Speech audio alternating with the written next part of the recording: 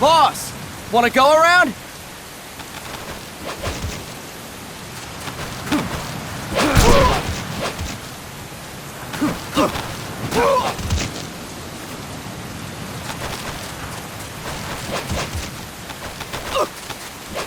Look alive, ladies! The boss is gonna join us!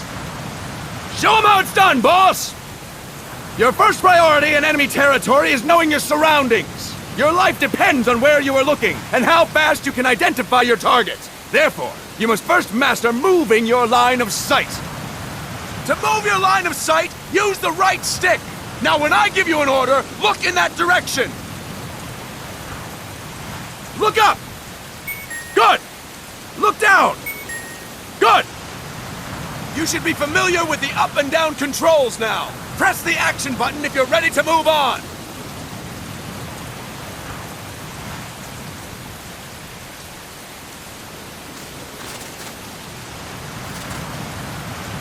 All right, let's try up and down on the right stick one more time.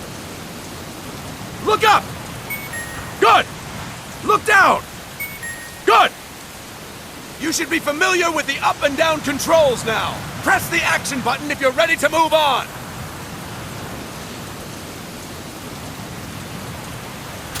Okay! Next we'll check your left and right. Look right! Good! Look left! Good! You should be familiar with the left and right controls now. Press the action button if you're ready to move on.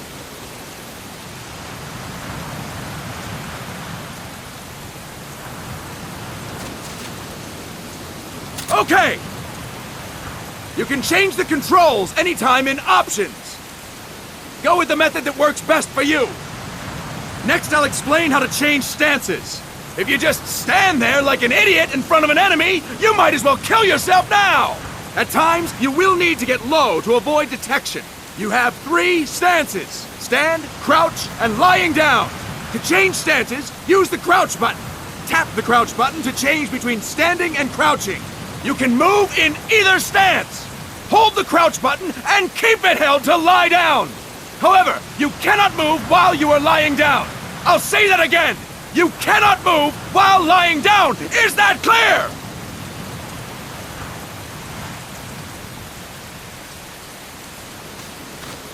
Boss, change your stance with the crouch button.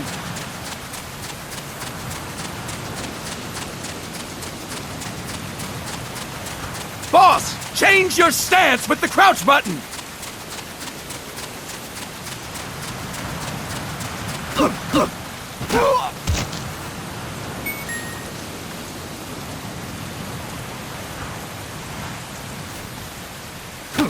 Good! Next, we'll work on your movement. Use the left stick to move around. Tilt it a little to walk slowly, tilt farther to run. Decide which to use based on your situation. Remember that your footsteps are louder when running, making you easier to discover. Be careful!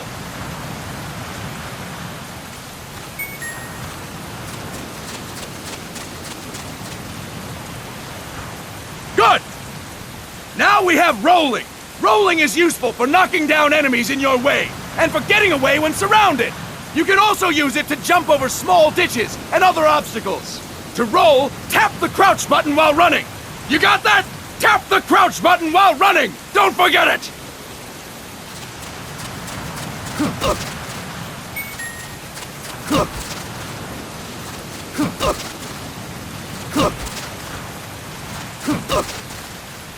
That's it! Next, I will explain how to attack without gunfire. You may run into an enemy unexpectedly.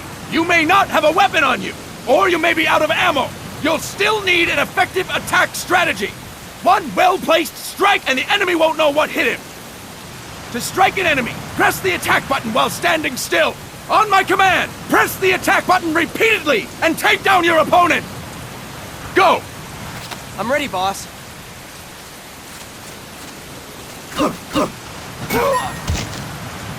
Fine work, boss!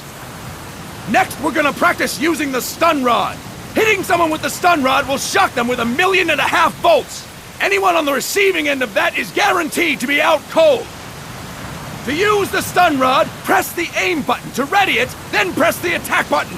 You'll be glad to know we're using mock stun rods for this training session. When your partner attacks, make him believe it's the real deal. Prepare yourself for stun rod training. Go! I'm ready, boss.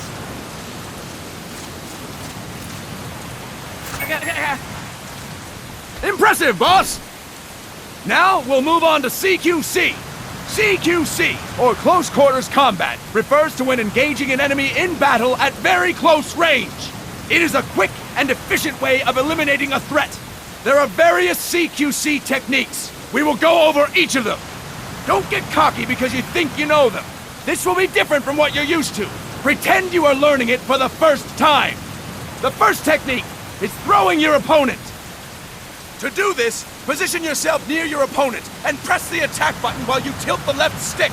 Be sure to press the attack button when the icon appears. Now, wait for my command and throw your opponent.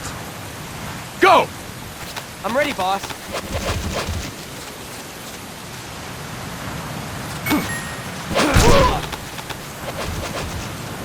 Fine work, boss! Next, I'm going to teach you how to restrain an opponent close to you. This is a cornerstone of CQC. Grab hold of an enemy, and the bastard's life is in your hands. What you do from there is up to you. Just know that if you restrain him for too long, the average person will most likely pass out. Something to keep in mind. Let's begin.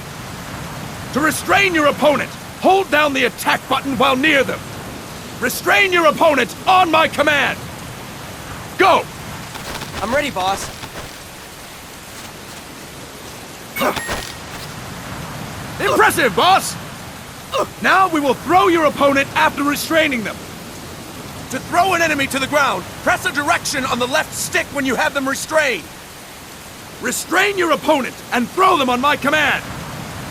Go! I'm ready, boss.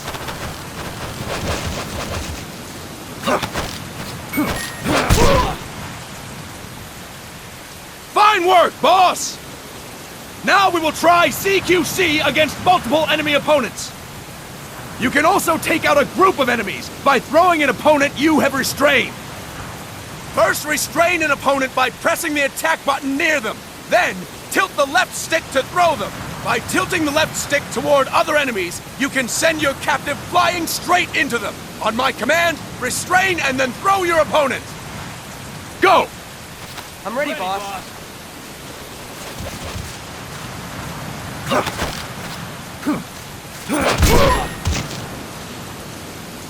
Fine work, boss! Again! Go! I'm ready, boss.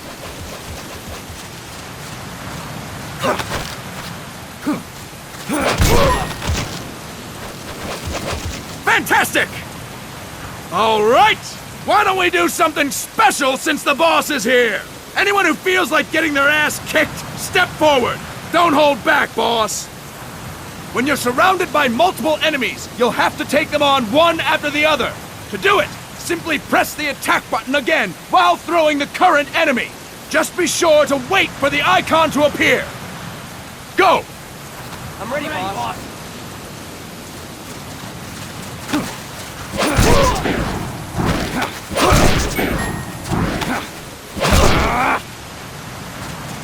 Fine work, boss! Again! Go! I'm ready, boss.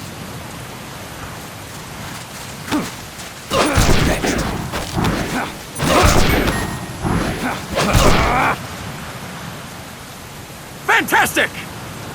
And stop! That's it for today! Thank you, boss!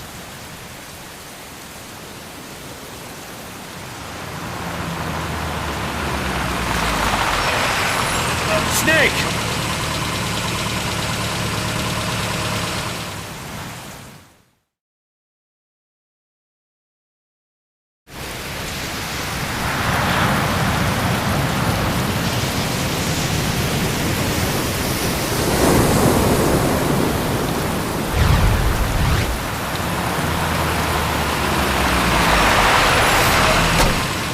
What's going on, Kaz? We've got guests. Time to move. Don't worry, it's not our friends from Langley. I brought him. Made sure we won't fall. Thank you, Big Boss. Call me Snake. Sorry, Vic Boss. Listen up. For us, there is no victory. But in revolution, doesn't one triumph or die? We don't do either.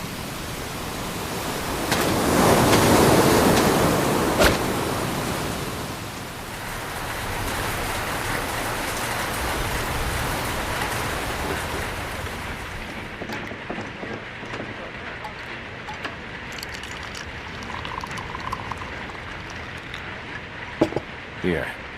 Ah, thank you.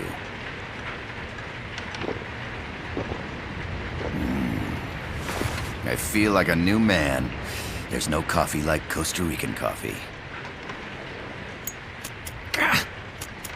So, what brings a distinguished scholar from the Costa Rican government to Colombia? Professor Galvez comes from Costa Rica's University for Peace. You see, over the past year, there have been sightings of an armed group in Costa Rica.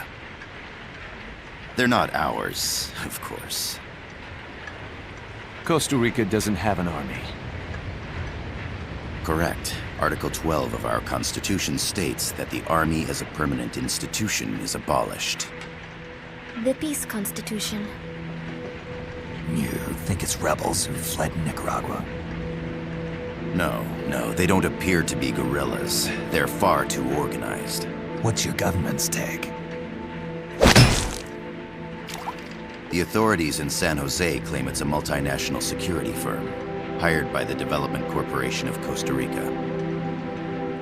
Lies, obviously.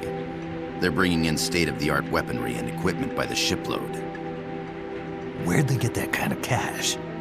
I fear La CIA may be involved. The CIA. As you both know, the United States views Central America as its backyard. Even after Cuba, we've managed to maintain a delicate balance with the US. And your government can't just give them the boot? We are not allowed to bear arms. Japan's constitution has something similar. Article 9. It says Japan renounces war and can't maintain an army. I understand that you and your men have neither state nor ideology. That you will fight any foe. Please, you must drive them out of our defenseless country. We come to you, the Militaires Sans Frontières. So, you want to hire us? Yes, as our deterrent. We can't afford to pay much, it's true. But we can offer you this. A forward operating base. An offshore plant in the Caribbean. Sounds pretty good to me. This place is becoming a mess anyway. Snake, we need someplace we can settle down. The governments agreed to cooperate. Unofficially, of course. A chopper for transport would be nice too. I'll see what I can do. Hold it. You seem to think we're just a pack of dogs of war. Is that right? Yes, that's what I've heard. You're an army without a state. No, we've only left our countries behind. Please, you must help us. If your suspicions are true, force isn't gonna do any good. You'll have to find a political solution. The government's hands are tied. Go back to your bosses in San Jose. Tell them if they want, I'll introduce them to a negotiator I know. No, I'm not here on their behalf. So, what are you doing here? For over 20 years, I've preached the virtues of peace at multiple universities. Tonight, I stand before you as an educator. This is my student. She came to me to study peace. Her name is Paz. Paz Ortega. Paz. Peace. No kidding. That's my name too. Kazuhira.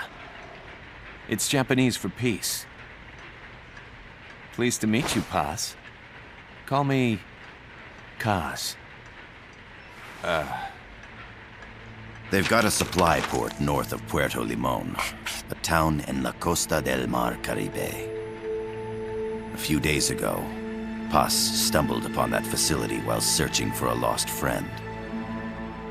She was captured. She's only a child, 16 years old. They did terrible things to her, but somehow she managed to escape. Thank God. She's huérfana. Her mother died when she was small, and she lost her grandparents in the Civil War. She hates war with a passion like no other. My name is Paz, and I will do anything to protect my namesake. It is my one and only purpose. Please, get them out of my country. Make them leave Costa Rica. Sorry, kid. We know who you are, Big Boss. That is why we've come to you.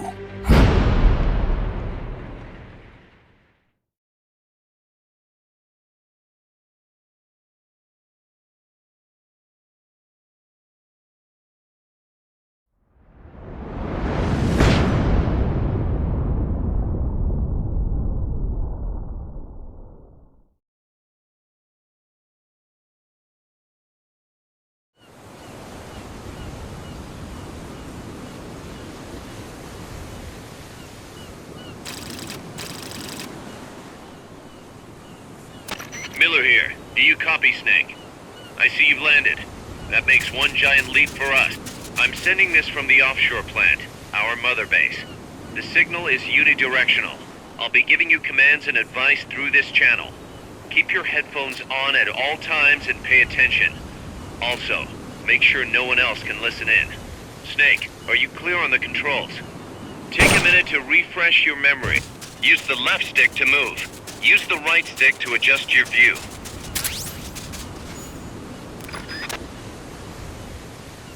To change your settings, use the Start button to open the menu. There's no one around. Why not try some shooting practice? Select a target and squeeze off a round or two. Press the directional buttons while holding the R2 button to switch weapons. Ready your weapon with the L1 button. Then press the R1 button to fire.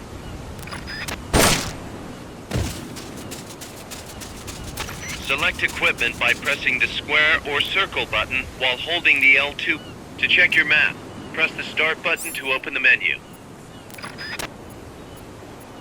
The M16's a standard assault rifle, capable of rapid fire.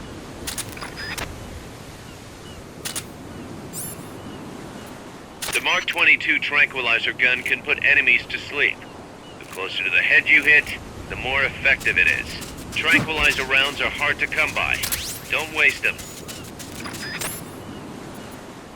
To use the stun rod, first unequip any other weapons, then ready it with the L1 button and strike with the R1 button.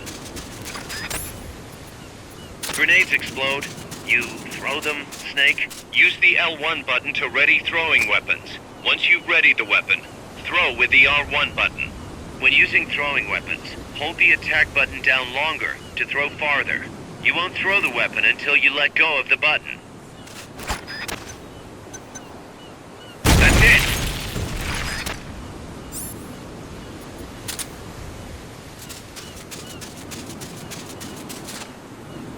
Perfect.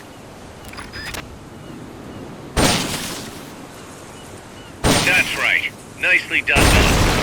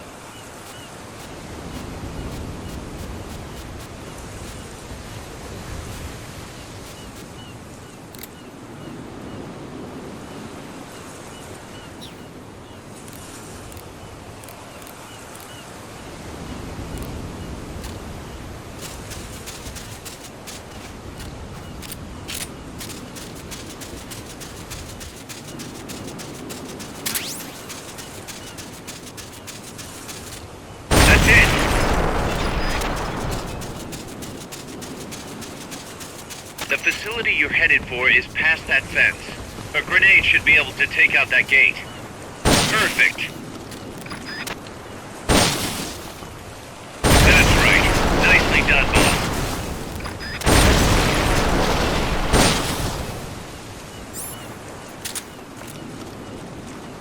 The tranquilizer gun wasn't made to break things.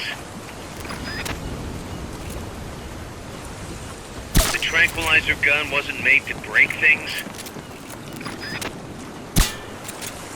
The tranquilizer gun wasn't made to break things.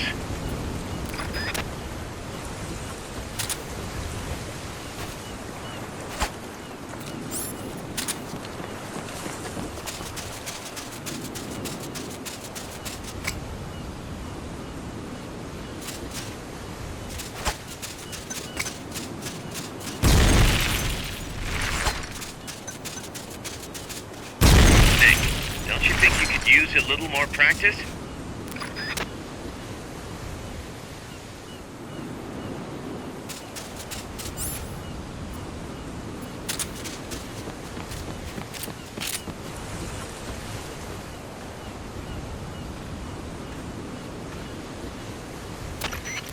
I gotta thank you for agreeing to this, Snake. Man, am I glad to be out of here. Finally, we can leave all that crap in San Geronimo behind and break into the mercenary business for real. Let me guess. You're doing it for her, aren't you? For her.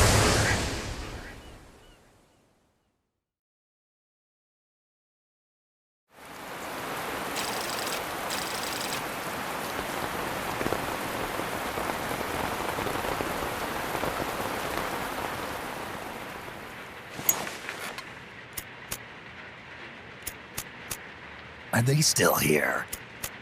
Come on, Snake. This could be good for us. They're willing to give us an offshore plant, a place we can finally put down some roots. This is our chance to expand MSF. We don't need a place to stay, guys. We're nomads. We always will be. What? You'd rather keep wandering from conflict to conflict? Tools in the hands of whoever's fighting at the time? The second we settle down, who's to say we won't become the warmongers? Listen to me, Snake. We're not mercenaries. We're not a foreign legion. MSF's a business. A new kind of business. Look, it's not like we're trying to start a war here. All we need to do is find out who this security company really is. Come on, Kaz. It's pretty obvious that they're backed by the CIA. Wait a sec. That would mean... Our friend, the professor, is likely KGB. I see. We'd be making an enemy of our homeland. And there'd be no turning back. This damn thing won't light. Huh? Put on some coffee, Kaz. It's time for a little chat with the professor.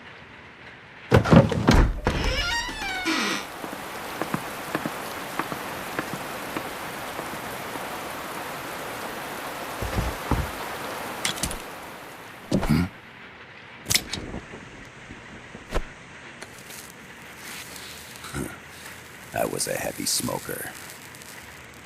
When I got my medal from the Secretary General, he gave me this prosthetic hand as well. But smoking was ruining my lungs, so I quit. I've not had much use for it since. It's quite an honor to meet the legendary Big Boss. That's just a code name the CIA made up. Then perhaps I should call you John. I don't have a name. Stop using that code name you liked so much 10 years ago. What about you, comrade? What do they call you back at Center? Well then, allow me to get straight to the point.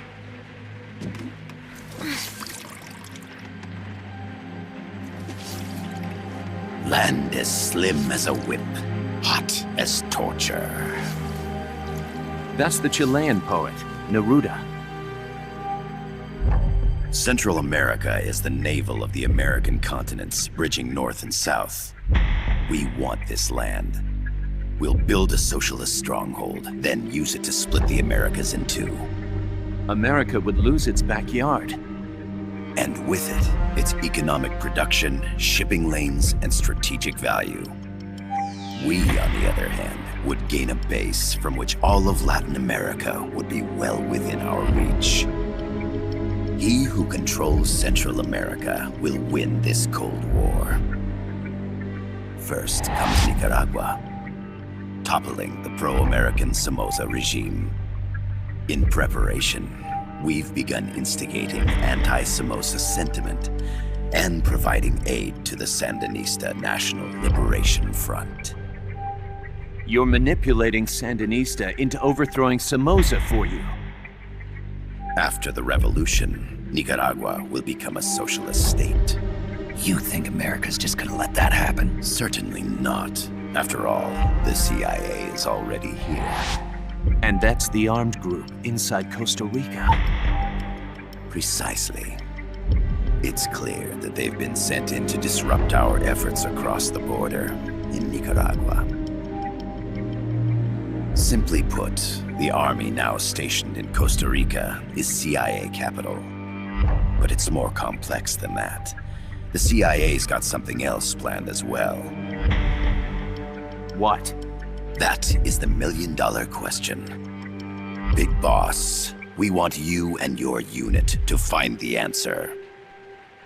Infiltrate and investigate the facility in La Costa where Paz was imprisoned. Learn all you can of their operations. Then, drive them out of the country.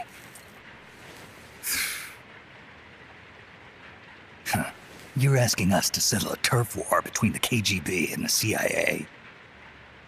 What about her? That was all just an act? You mean her words about peace? She was captured, that much is true. But I've kept my KGB affiliation from her. And you thought we'd fall for a sob story? No. I had good reason to bring her along. She managed to escape with her life, but her friend was not so lucky. Why were they attacked? I believe this will help explain. Perhaps they saw something they weren't supposed to. Perhaps they heard something they shouldn't have. A cassette tape? Paz took this during her escape. She says her friend happened to record it by accident. What is that? A portable stereo cassette player.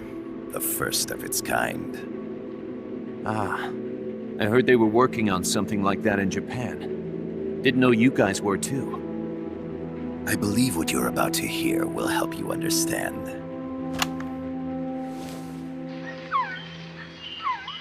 What is that? A Quetzal? The phoenix bird. Paz's friend was researching birds. She went out into the jungle to record bird calls and stumbled upon this.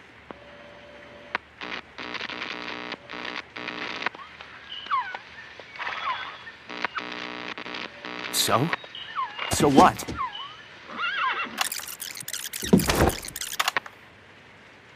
Now it gets interesting. Poisonous. I need to get rid of it. I chase it back to its nest. You can't. The snake's too vicious. It's all... Many people. I chase it away. It will bite you unless you kill it. Go home. Boss. Voice print analysis confirms that this voice is indeed that of the legendary hero and criminal, the Boss. What? The other hasn't been identified. Female in her 30s with a British accent. The song playing in the background was a hit in 1973. What's it going to be? Loyalty to your country or loyalty to me? Your country or your mentor? Your mission or your beliefs? I am loyal to Boss myself. is alive in Costa Rica.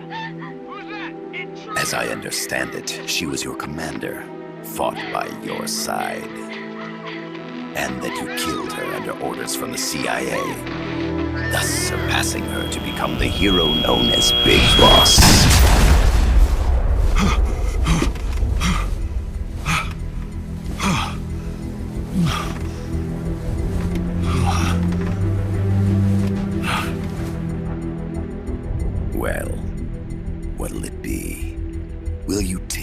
job. Snake, it's gotta be a trap. So you still can't turn your back on your country. Then I suppose you won't need this.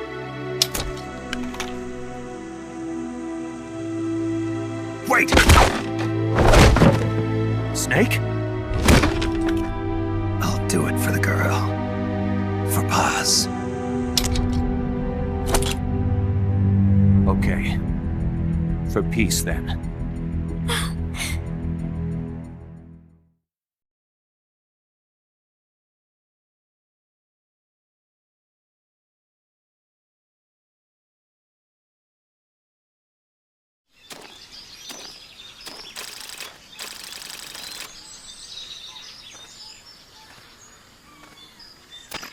There they are.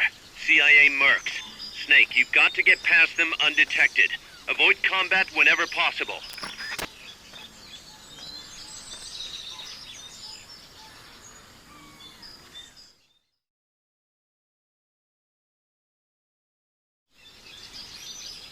This is a sneaking mission. Hide behind stuff. Take the long way around. Whatever it takes to stay out of sight. Your gun is a last resort. It could just as easily kill you as save you.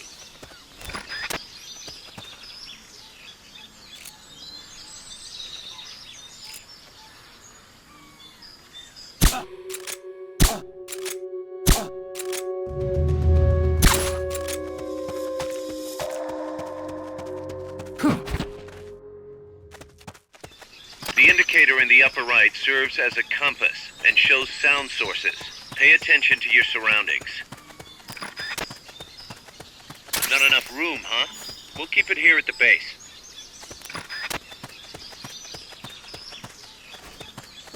The percentage in the upper right is your camo index. The lower the number, the more easily you'll be spotted. Conspicuous movements and loud noises will compromise your camo index. Your fatigues will act as camouflage.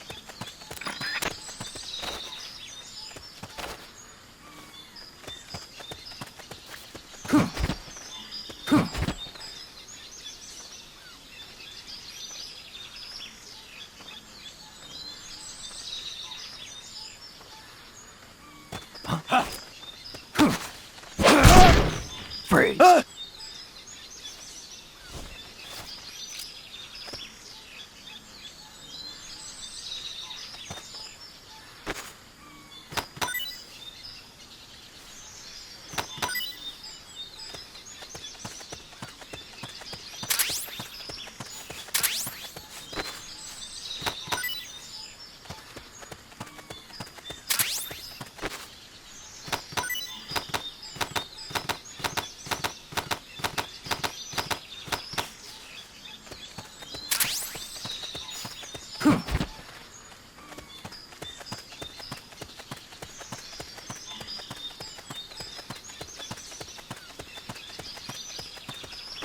When you clear the jungle, you'll be there.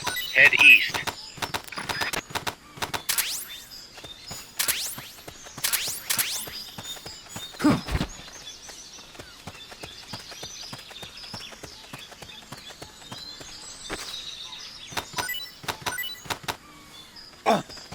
Freeze!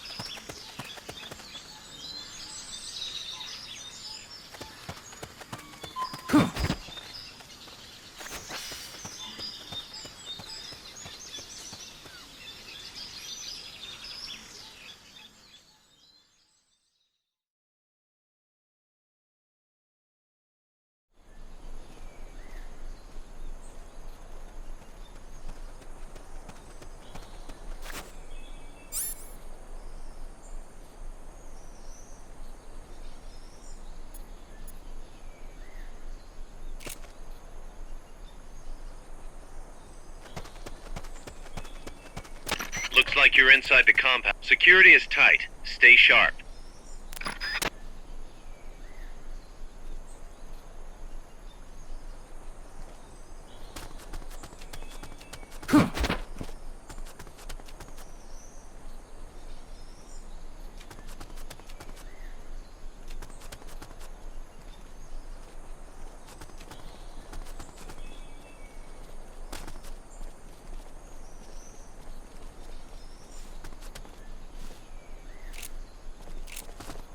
Freeze.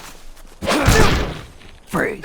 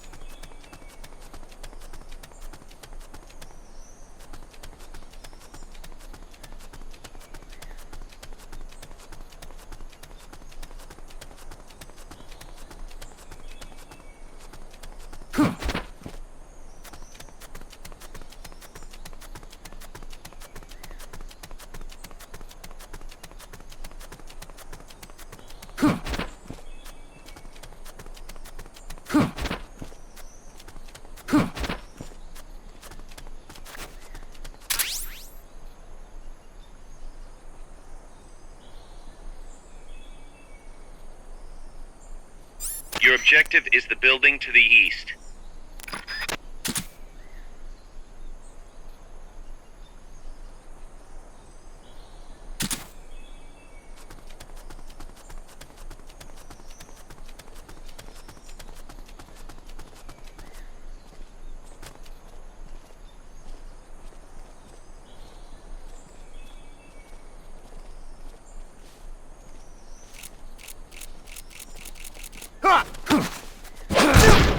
Freeze.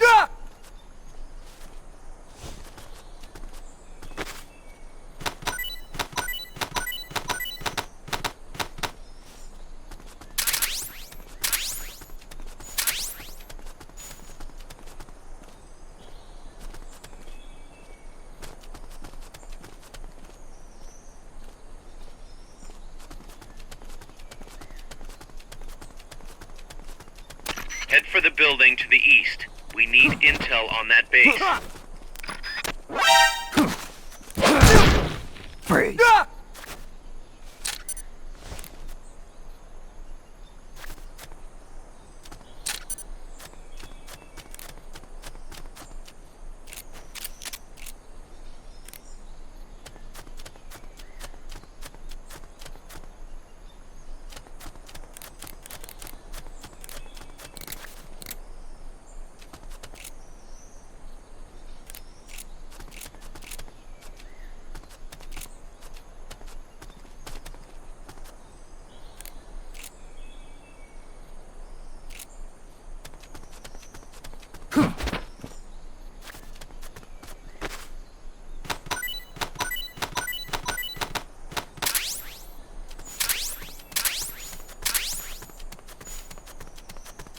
You're looking for a two-story building to the east.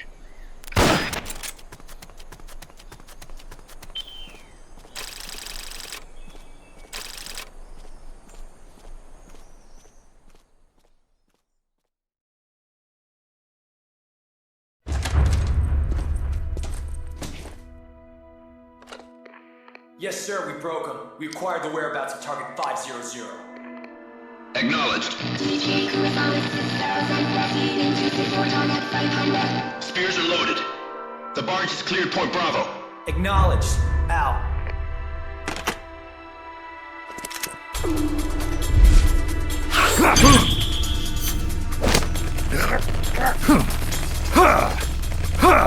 Freeze! The cargo. Where's it headed? What is it? Air suit! In the mountains! What's up there?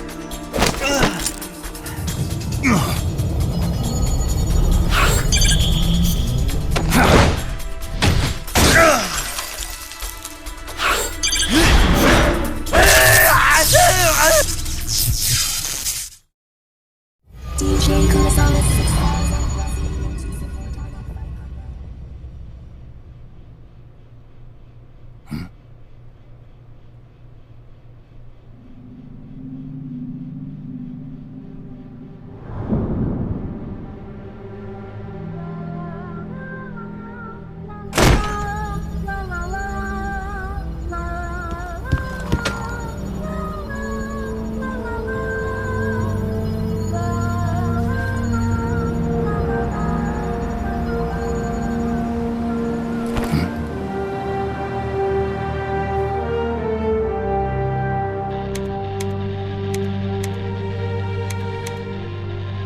This is Snake. Kaz, can you hear me?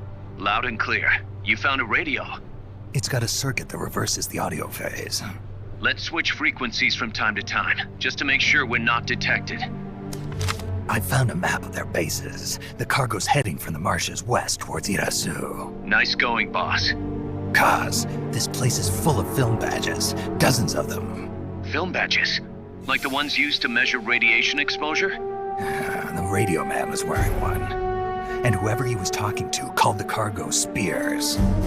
Wait, that would mean... Nukes. They're bringing nukes into Costa Rica. Holy Mother of God.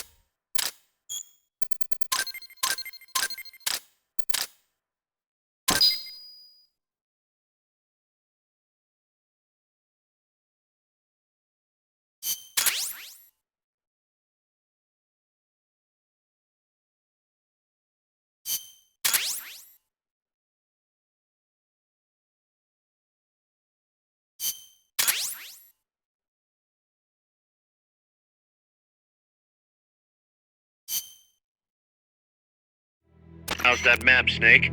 Think you can use it? It tells me where their bases are, but it's just a bunch of points. No routes. I need better intel on the lay of the land. Snake, the professor said he's got the Sandinistas on his side. Said you should get in touch with the FSL and Commandante. Do they know they're backed by the KGB? Nah. As far as they know, they're really fighting for the revolution. The KGB is staying behind the scenes. I'm not sure the Sandinistas are aware of what's really going on. Still can't believe anybody'd bring nukes here. Yeah, that's a shocker. Costa Rica's party to the Tlatelolco Treaty, which declares Latin America a nuke-free zone. Based on Japan's 3 non-nuclear principles, it bans the testing, use, import, or deployment of nuclear weapons. If word of this gets out, Opinol will be forced to act. It'll cause an international uproar. The treaty was signed to prevent another Cuban Missile Crisis. If the US itself is gonna scrap it... Latin America's too close to spawning another Cuba or two already. The entire continent would become one big powder keg. Well, if they did bring nukes, we can't let them get away with it. Are they planning a test? Showing off? Or is it all to keep the anti-American movement in check? Good question. Why bring them here? I can't figure it out. Whatever the CIA's up to in Costa Rica, the professor wants it stopped. We need to find out what that something is. We need to get ready first, Kaz. Repairs? Working as fast as we can, boss. This place is pretty beat. It looks like hell. But as long as you're with us, we'll make it heaven. No one can bother us here. No state telling us what to do. This is the MSF's haven, our mother base. And with this foothold, we'll back you up even better than before. We're gonna turn this pile of junk into something big.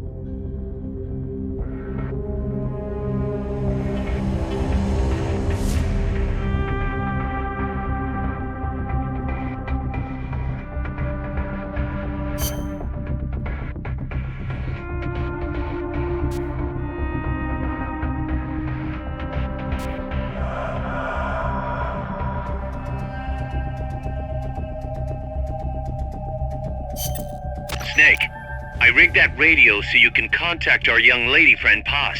Is she okay? No need to worry. She's tougher than you think. Still just a kid. Which is exactly why she could be an effective source of information. Besides, that little Angel de la Paz is the one who gave us this mission, right? I guess. I'll put her on. Snake. Paz, where are you? Ciudad Colon. A school. The teacher told me to stay here until things quiet down. Teacher? Oh, him. He's... Yeah, that's probably good advice. See, he has a radio in his room, so we can talk anytime. Pretty fancy for a teacher. Promise me, Snake, that you'll bring back peace, and... I know.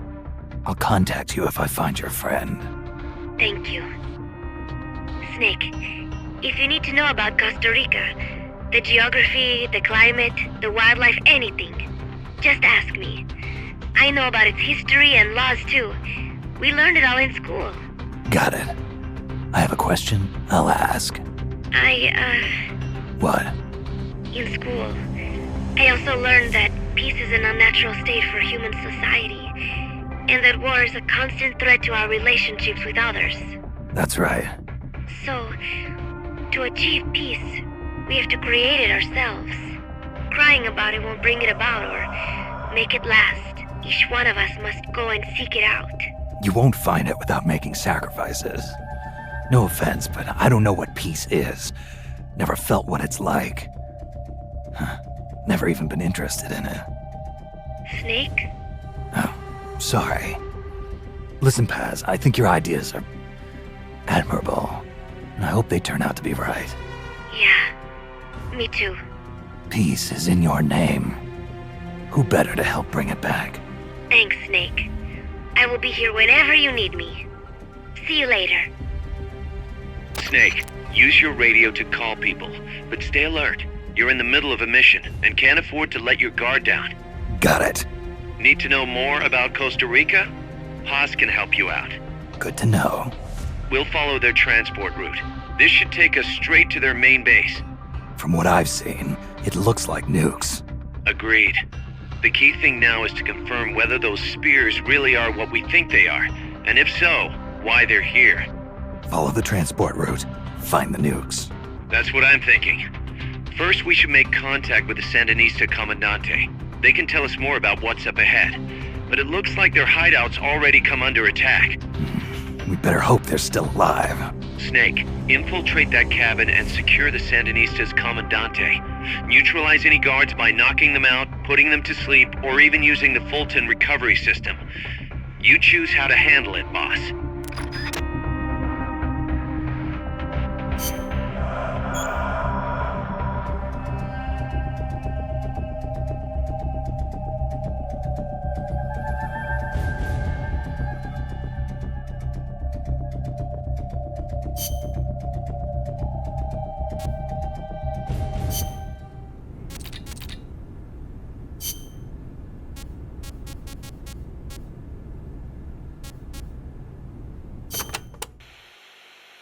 Kaz, what kind of shape is that plant the professor gave us in? First time I laid eyes on it, I thought it was some kind of joke. It was a giant birdhouse, seagulls everywhere. We eventually scraped off most of the rust and bird crap. The underlying structure's intact. Little elbow grease, and we should be in business. Who used to own it anyway? Whatever shape it's in now, somebody sank some serious money into building it. From what I can tell, an American university built it as a research platform for ocean thermal energy conversion. The name's still on some of the rusty old power turbines. I'm guessing they must have had government and corporate assistance to build it too. But they couldn't solve the thermal efficiency problem, and the project was canceled. Then after the university abandoned it, a KGB front company scooped it up for next to nothing. At least that's my theory. How'd the KGB manage to buy a plant built with American capital, front company or not? Yeah, that professor is quite the operator. One other thing. The plant's set up so that it can join up with other plants of the same standard. So, they were originally planning on expanding the place, huh? Hey, let's give it a shot. We can get some more people together and build this place up into a proper home for MSF. You're with me on this, right, boss?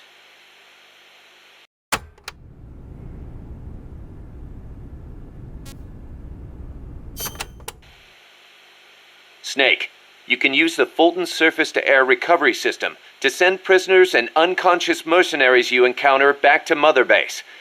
I know you've used the Fulton before, but just to make sure I'm not missing anything, let's review the steps. Okay. First, attach a balloon to the unconscious enemy or captured prisoner. Right. I hook a wire to their waist, and on the other end of the wire, there's a helium balloon. Right. Then we'll send over a chopper to catch the floating balloon with its recovery hook and reel it up into its cargo hold. And that's it? And that's it. We finished installing the recovery hook on the Huey. Wait, Kaz. Something doesn't make sense about this whole process. This again. Well, normally, Fulton recovery is for when you're using fixed-wing aircraft. With a helicopter, isn't it simpler to land and pick up directly? Listen, Snake. You're going to be calling for recoveries repeatedly throughout your mission. We want to keep the risk of taking enemy fire to a minimum. The best way to get that done is to do the recovery in a high-speed flyby. That's what the Fulton surface-to-air recovery system is for.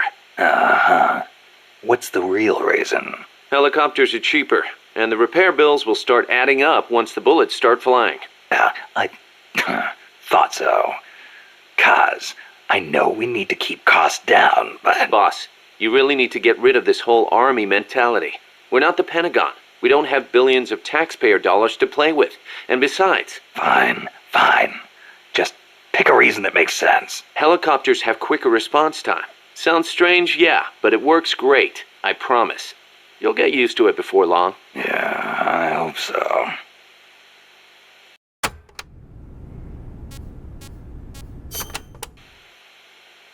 Still can't believe Professor Galvez was KGB. Well, like the professor said, Moscow's hell-bent on communizing Latin America. Yeah, the Cuban intel services are all in the KGB's pocket. You don't think he's got some kind of ulterior motive? If the CIA is up to something, it's only natural that the KGB wants to know about it. But I doubt they're showing us their full hand. We'd better watch our backs.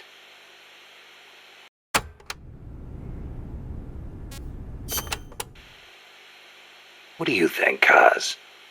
Why did Paz come all the way to Colombia herself? It's a long trip to make just to be Exhibit A in Galvez's sales pitch. She's only 16. Still a kid. Maybe we should take her wish for peace at face value.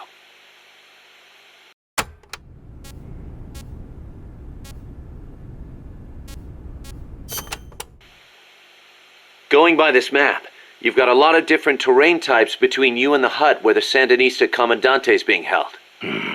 Looks that way, doesn't it? Starting with jungle. The enemy won't be able to see you very well, but your visibility won't be so hot either. Stay alert. Next, you've got the swamps along the river. Make sure you get a good feel for how robust surveillance is before diving in. Will do. Finally, there's the boat repair cabin. The Commandante's in there. It's a key enemy outpost, and security is going to be tight. You may have to let brute force do the talking. You still have a long way to go, Snake. Use caution and don't make a racket out there. Got it?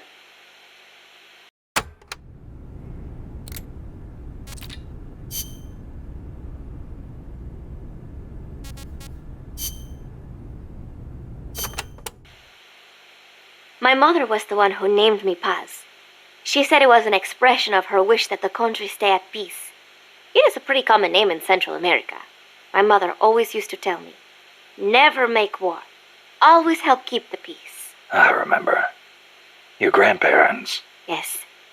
They died in the Civil War. I think that is why my mother hated war so much. That's another thing you've got in common with Kaz. His mother named him Peace, too. See, because Japan also suffered through war. I think I know how Mr. Miller's mother felt.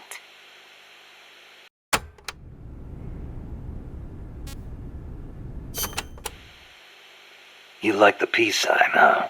See, as a gesture, it connects every peace-loving person. Here, you try it, Snake. Peace. No thanks. It doesn't suit me. Too bad for you. You know, the V in the peace sign comes from the V in victory. When did it start standing for peace? I am not completely sure, but I guess it came out of the protest movement against the Vietnam War.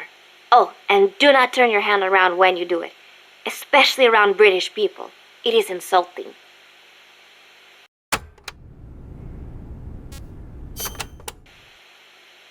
So, you live alone now? No, not alone.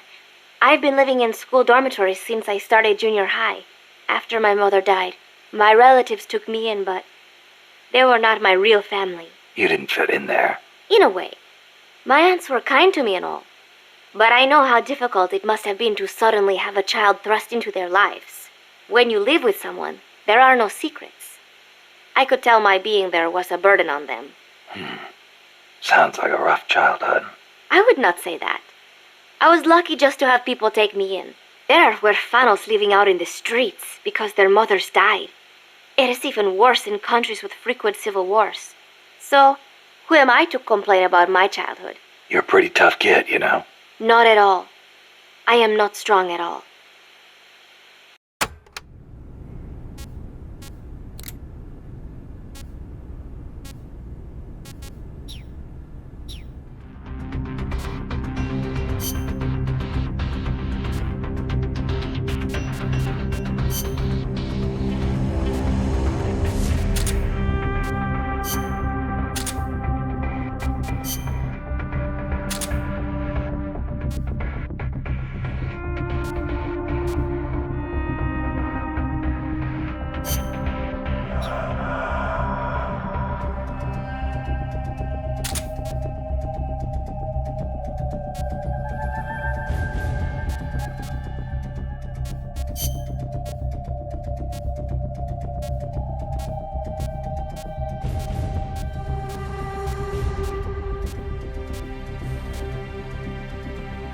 survival.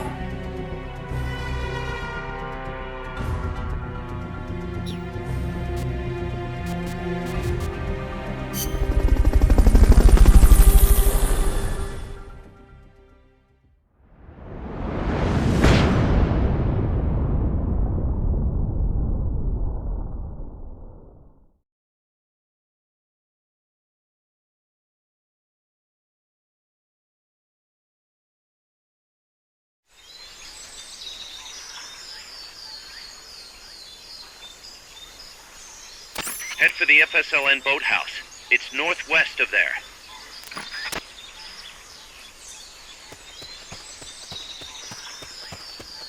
You can use the radio you just picked up by pressing the start button to open the menu window.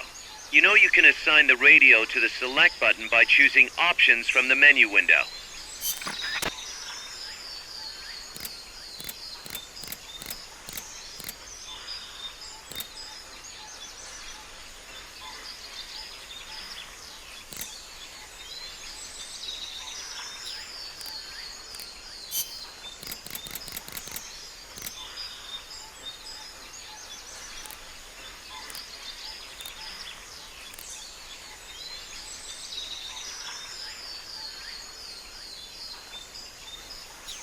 This is Miller, hearing you loud and clear.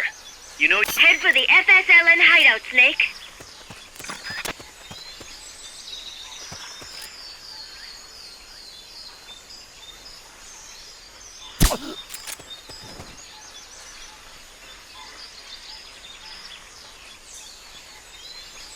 Freeze. You won't have to worry about that one anymore. So long as none of his buddies show up anyway. Go ahead and use Fulton Recovery to bring the target in. Not enough room, huh? We'll keep it here at the base.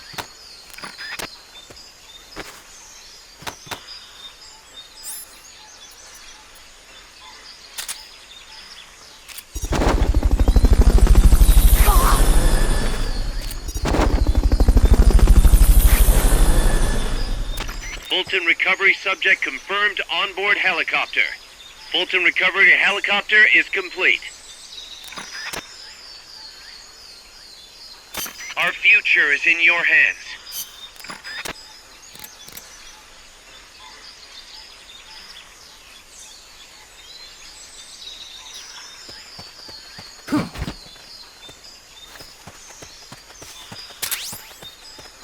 That area is not part of the mission.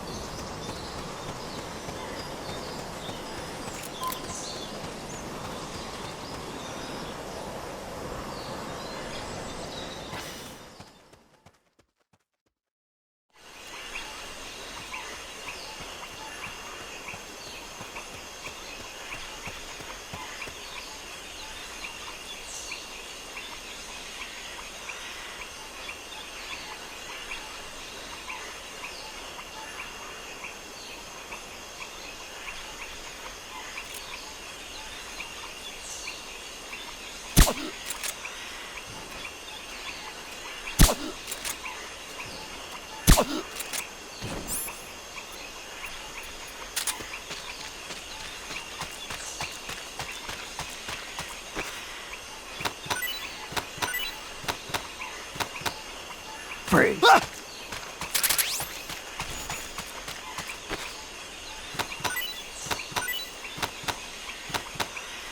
Freeze.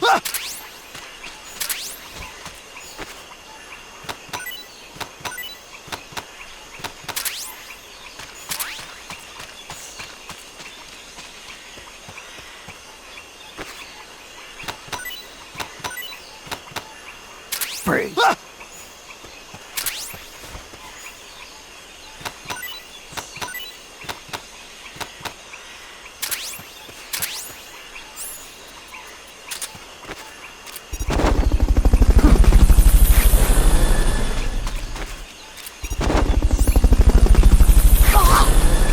Fulton recovery subject confirmed onboard helicopter.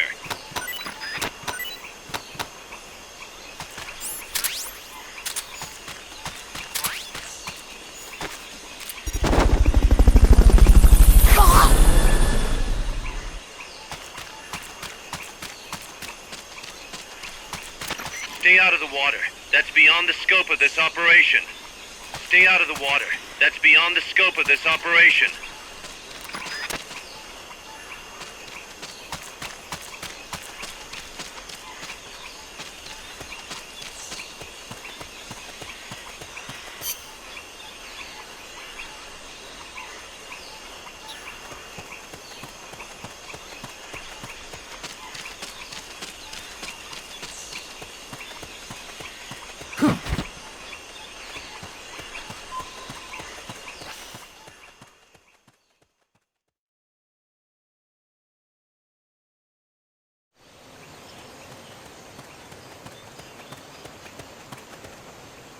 The boathouse should be close by. Neutralize the security detail and make contact with the Commandante.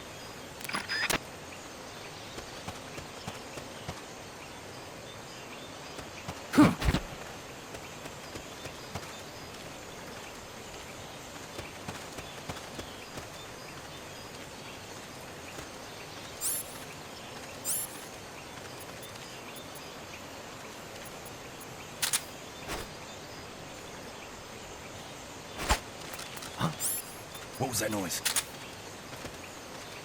They heard you. They're gonna come take a look.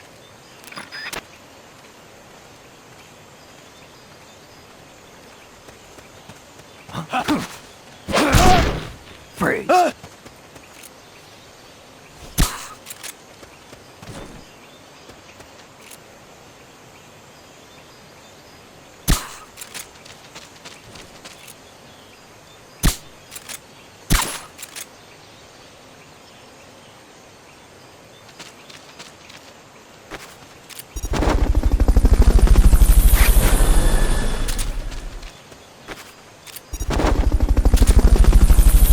Fulton recovery to helicopter is complete.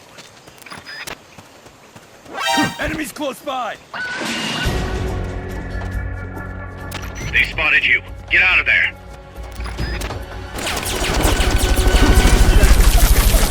Enemy sighted! You've been Requesting spotted. backup. Run for it. It's either that or take out every last enemy soldier. What's going on over there? Good. You shook them. They're still looking, though. Don't make it easy for them. Fulton recovery subject confirmed on board.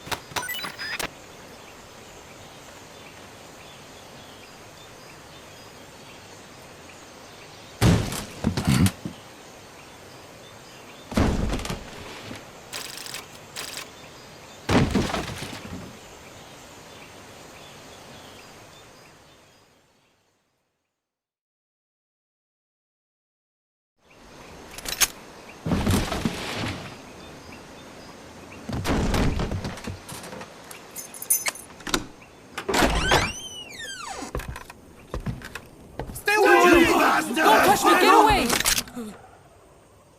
¿Quién es? Eche! No way. What do we do? Sandinista's right.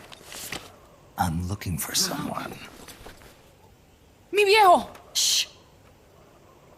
He's dead. They killed nuestro viejo. You're his daughter. Then that makes you his delegado, right? Relax. I'm not your enemy. Cuban. A cigar?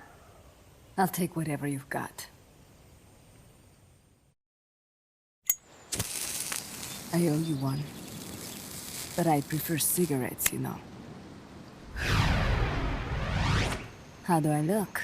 A little like El Che, no? You Cubano? Colombiano, a photographer. I came to Costa Rica to take pictures of birds. Birds? Yeah, quetzals. You've got no telephoto lens. How do you get your shots? Telephotos for amateurs. It's all in the timing. Oh. Let me smoke Okay, too. we can talk until I finish this. Chico! Tell me what's going on here. This place is crawling with soldiers. They don't look like private security, more like hired guns. They're loaded with the latest gear from all over the world. I heard they're a security force hired by Codessa. Yeah, and I'm Papa Noel. Those guys are UCLA's. UCLA's? La CIA?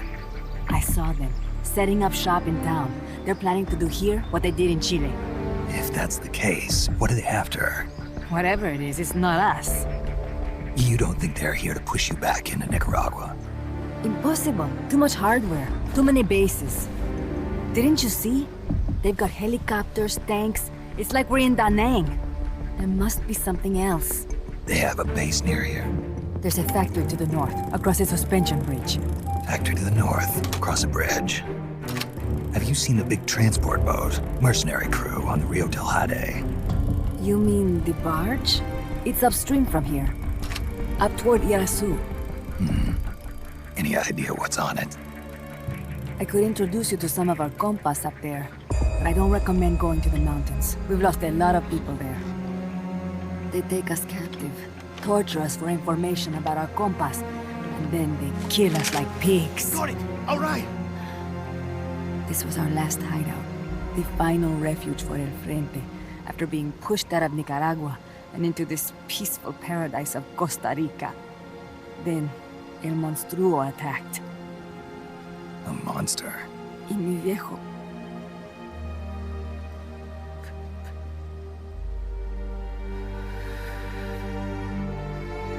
Mi viejo. Papá. He was la esperanza. Our hope. Now that Papa's gone, my sister's la comandante de la revolución. Do not listen to him. Papa was a hero who fought by Sandino's side. I am only his daughter. You need a special talent to become cacique. It takes someone great to unite all of Las Compas. Sorry to interrupt, but leaders don't choose themselves. Neither do heroes.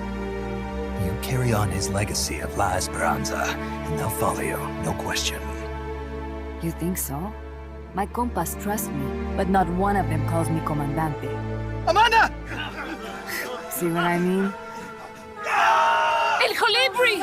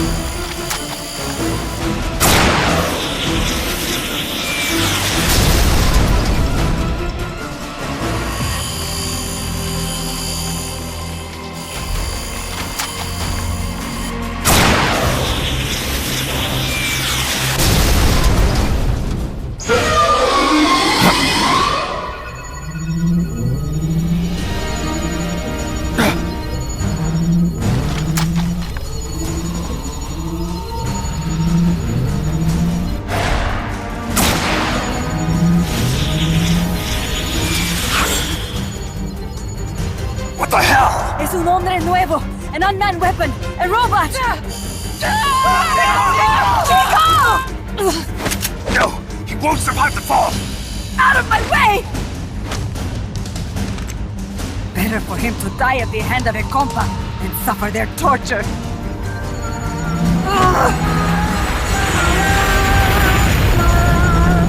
Stay here. As long as I'm still alive, I might as well repay. Over here! Fine, Chico! ¡Venceremos!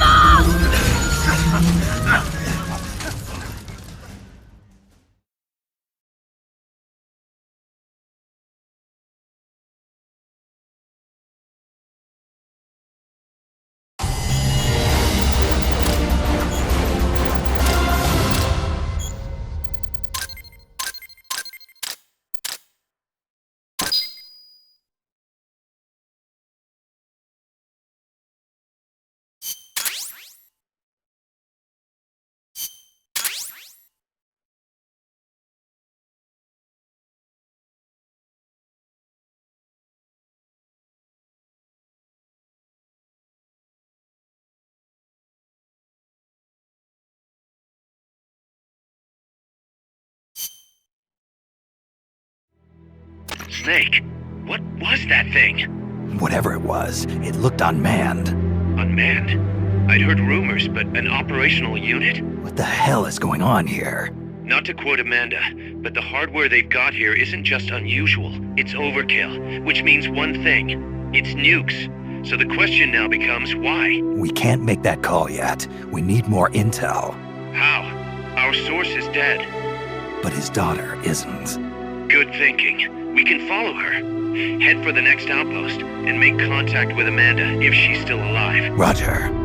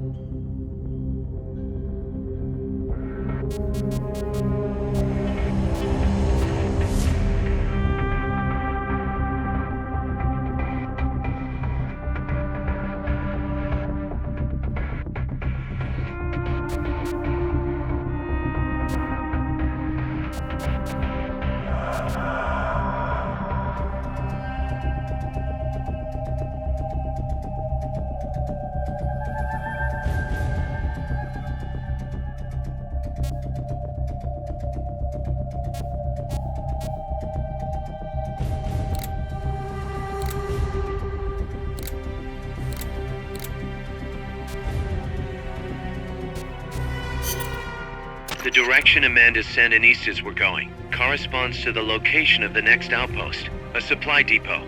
We should be able to make contact with her there.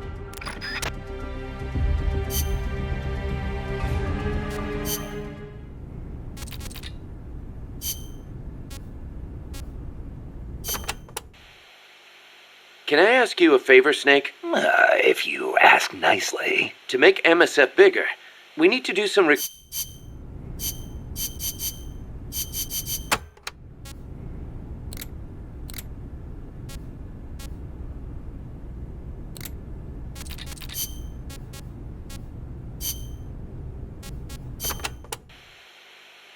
Remember why we created MSF, Snake.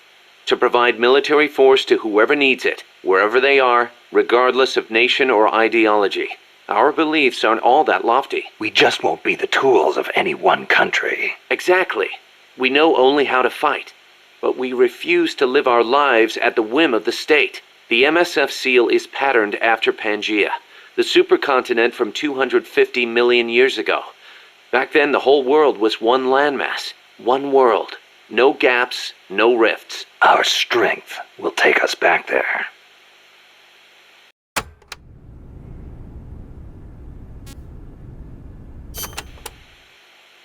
What about you, Kaz? Any interest in expanding MSF? You'd better believe it. I want to make us into an organization that doesn't take orders from any country. Just like you were saying, we have to be strong. Strong enough to defend ourselves. We need money, too. Money to train soldiers to fight. The way I see it, we make MSF into something along the lines of a new kind of business. A contractor providing the full range of military services. Not just combat, but logistics, training, weapons, outfitting, and R&D. Combining the small footprint and exceptional performance of special forces with the raw military might of a full regular army. Only with that kind of power can we break free of nation-states. What I need from you, boss, is to go out and find guys we can bring back here using Fulton Recovery. Then tell us what assignment to use them for. I'll take care of the rest.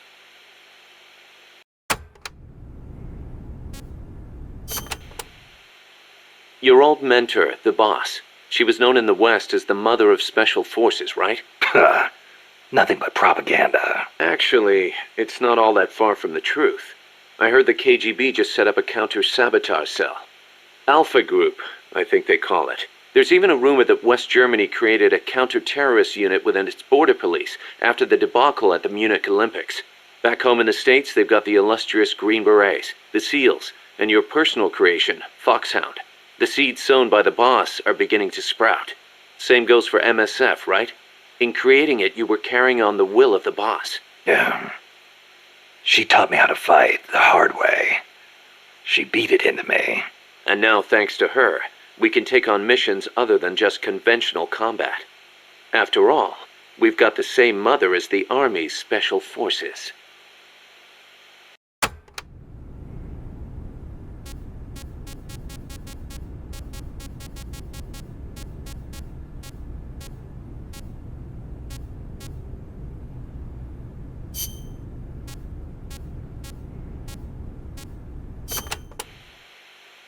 Snake, about that cassette player Galvez was carrying.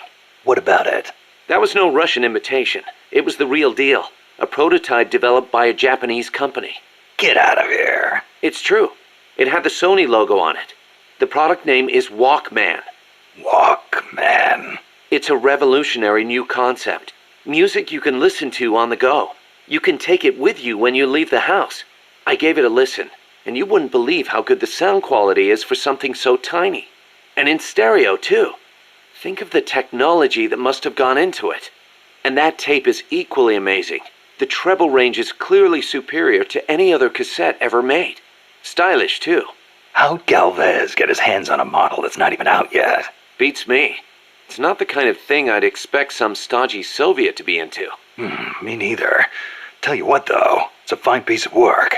It'll let me listen to my music when I want, where I want. I never thought I'd hear you say that, but I have to agree. Me? I'm a recording freak, and I always used to laugh at the idea of a portable player. But now that I've seen it in action, I've changed my mind. Being able to take your music with you, this could be the start of a revolution in music. Could be. I'm having the guys at Mother Base study and analyze it. Who knows? They might be able to come up with something even better.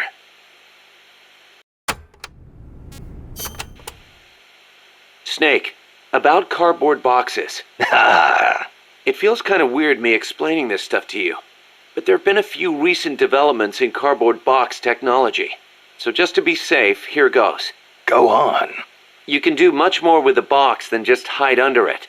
You can put it someplace and leave it there. Huh? You can get on top of it and use it to reach high places, or hide from the enemy in its shadow. I like what I'm hearing so far. And that's not all. You can even put items in it and send them to co-op's teammates. Really? I never thought of any of that. Damn. Is there anything a cardboard box can't do? Every soldier should have one. Yeah, well, don't get too excited. This isn't exactly what they were made for. Which reminds me, don't you think the boxes around here are a little on the big side? You're right. I bet 2 people could fit under one box, if they packed in tight enough. They call them love boxes. Love boxes? Of course, you don't need a love box to fit 2 people inside. Any box of similar size will do.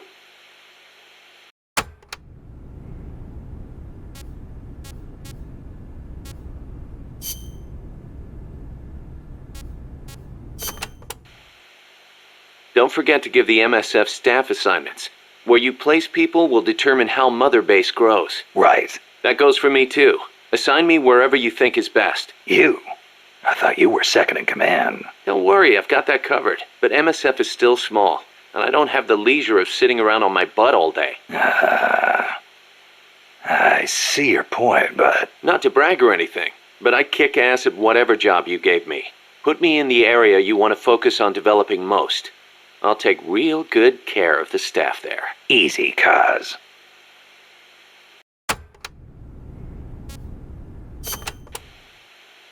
Life's funny sometimes, isn't it? What brought that on? We first met as enemies on the battlefield. And now here we are fighting side by side. You mean Colombia? Yeah.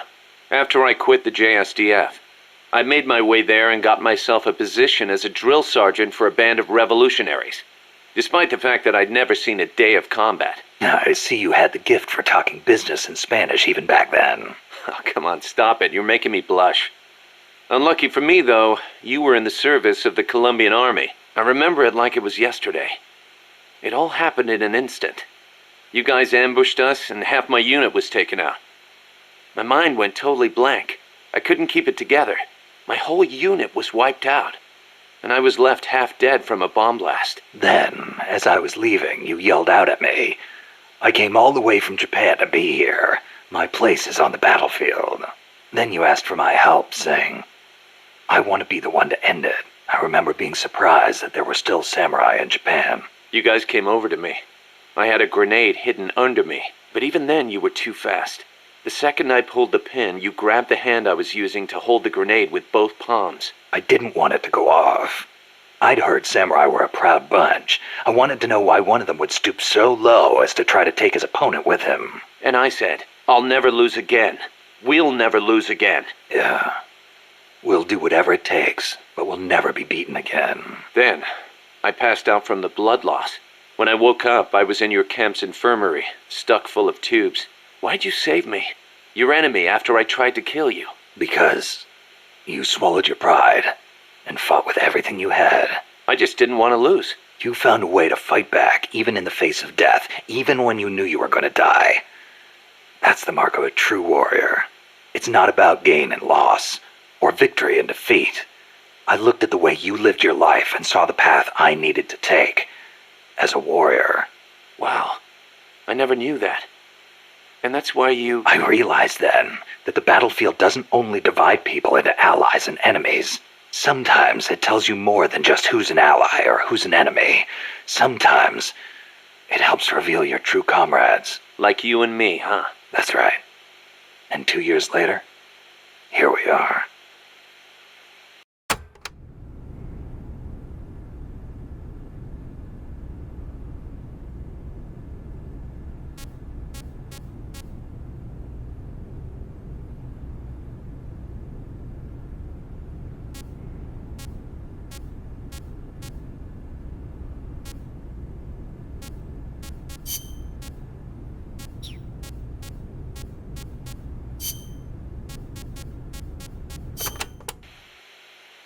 So it's been more than 10 years since the Cuban Missile Crisis, huh? I don't think we'll ever forget it. No kidding. Those 13 days starting October 15th, 1962, were probably the closest we ever came to all-out nuclear war. The Russians deployed nuclear missiles to Cuba. America responded with a naval blockade. Then Russia shot down an American spy plane. I was still a teenager back then, but I remember what it felt like to be one step away from nuclear war. The adults were freaking out. If it wasn't for the Cuban Missile Crisis, there might never have been an Operation Snake Eater. And... What's the matter, Snake? It's not like you to get all hypothetical. I guess not. It was the reassessment after the missile crisis that paved the way for the hotline between Moscow and Washington, and also for détente. That's irony for you.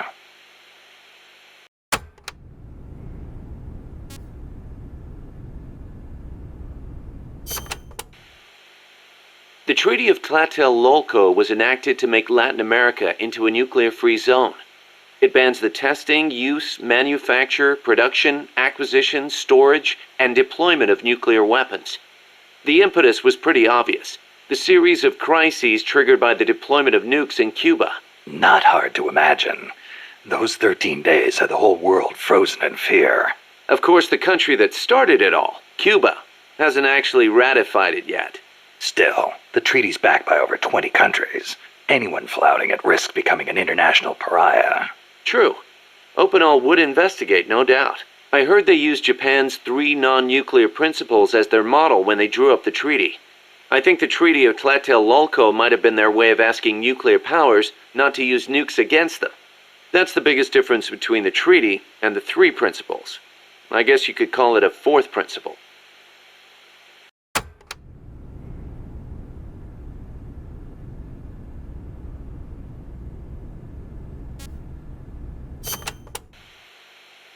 So Costa Rica abolished its army back in, 1949? Pretty gutsy move for a Central American nation at the time. Yeah, well, they'd just come out of a civil war. I'm sure they were driven by a desire to avoid another tragedy like Pa said. But I think they had a more compelling reason. Army coup d'etat are a way of life in so many Latin American countries. Imagine seeing that up close. No army, no coup. Makes sense. Plus, their economy was in ruins. So they honestly didn't have any money to spend on an army anyway. Yeah, but weren't they on less than friendly terms with Nicaragua? Yeah, and in fact, Nicaragua did end up invading. But the Civil Guard fought back and the OAS brokered a ceasefire. The US and the rest of the OAS had their back, and they used it to full advantage. For a quarter century, they survived in the powder keg of Central America. That must have taken some serious diplomacy. Even if the Civil Guard is pretty decked out for a police force. Must be tough to be a country without an army.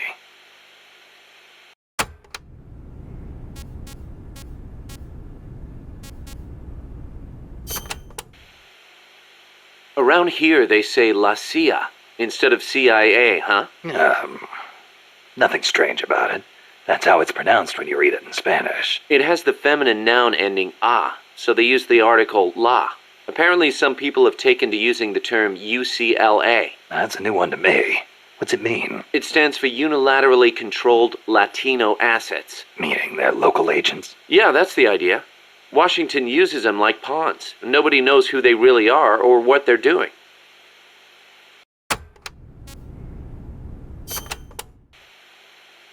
Hey, Snake, mind if I ask you something?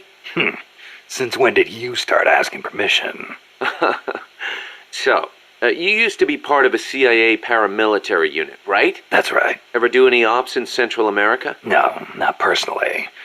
But there were other units who did all kinds of stuff. I remember the Bay of Pigs invasion back in '61. The papers had a field day with it. Operation Zapata. That was the CIA code name. The whole thing went south. Then there was Che Guevara, being hunted down in Bolivia. I heard the CIA had a hand in that, too. There were several units similar to mine. MSP, SOG. They'd recruit former special forces, train them as intelligence agents, and send them on deniable covert paramilitary operations. One of those units trained the Bolivian army in counter-guerrilla tactics. And then had them shoot El Che. So the story goes.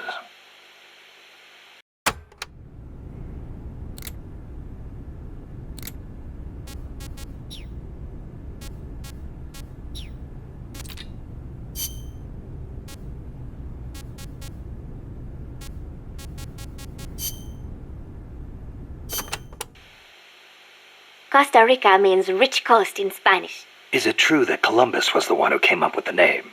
Your guess is as good as mine. But it is true that Columbus landed his ships near Limon back in the age of exploration. He wrote in his diary that when he landed, the indigenous showered him with gifts of gold. Hence the name. It sounds a little strange to me. There's no way they could find that much gold in Costa Rica. Columbus originally set sail in search of the legendary land of gold. Maybe he was just nuts about the stuff. Costa Rica is rich enough without it. Look at the forests and the animals and the peace-loving people. That is what I want to protect. I know how you feel.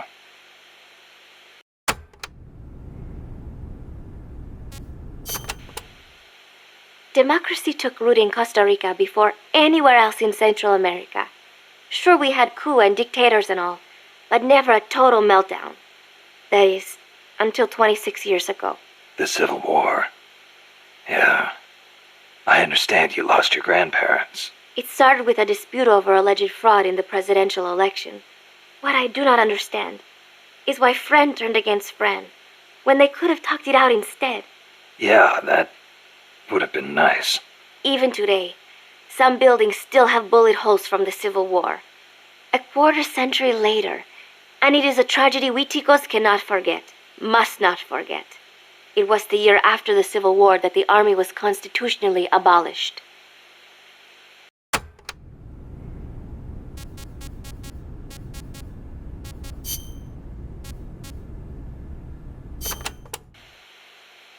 My mother...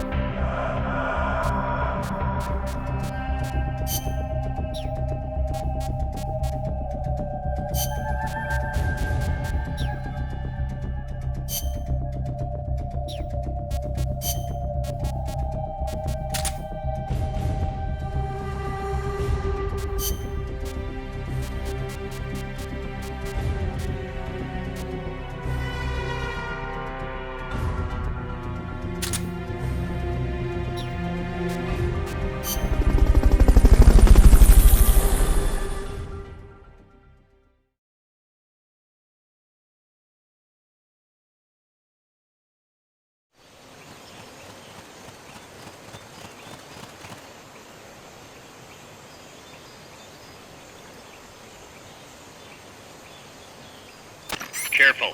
They've got reinforcements coming.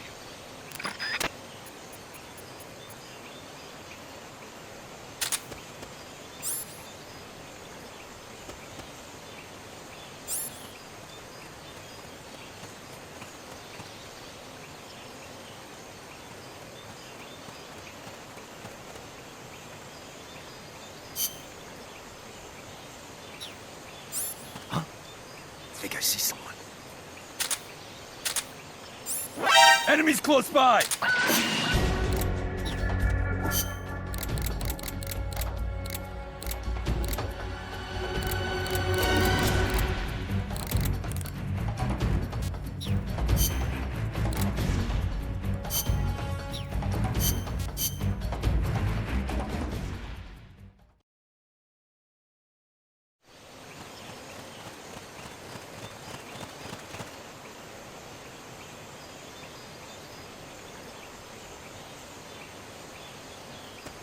Careful. They've got reinforcements coming.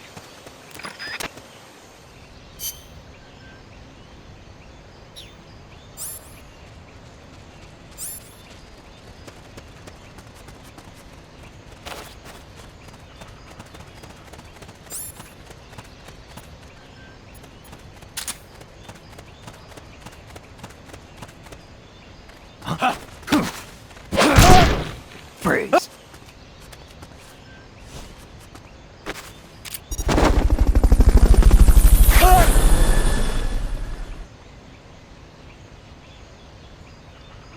Fulton recovery helicopter is complete.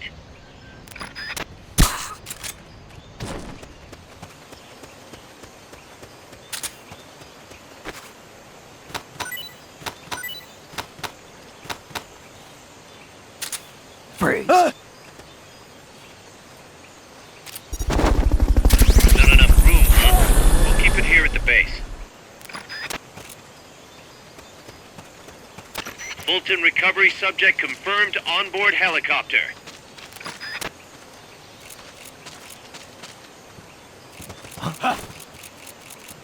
Enemy! Freeze.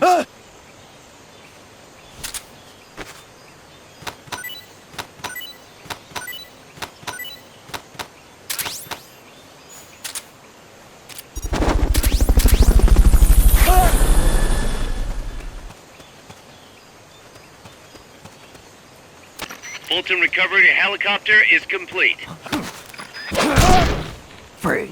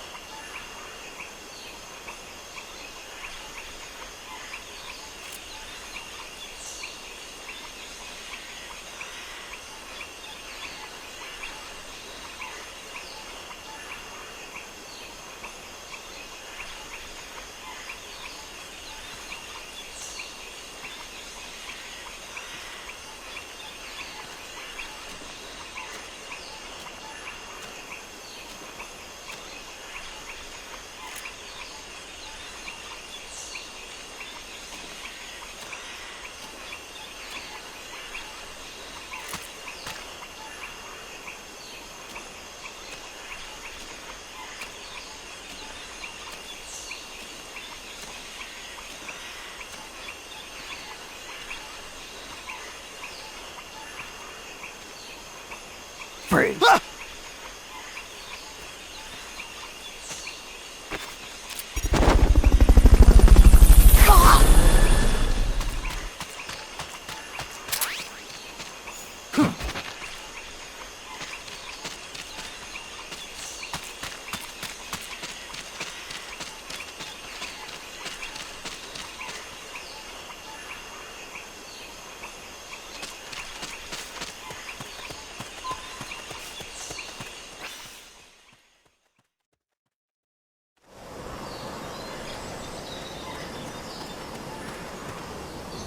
Amanda went across that rope bridge. Hurry.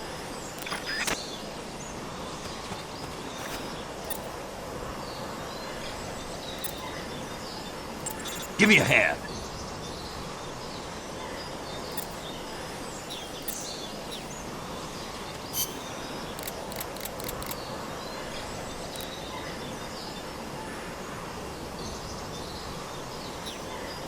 Snake, help us reclaim peace. Our future is in your hands. Snake, try to make contact with Amanda. The yellow butterflies around there are Juno silver spots. They apparently eat poisonous leaves and store the poison in their bodies. We're counting on you, boss.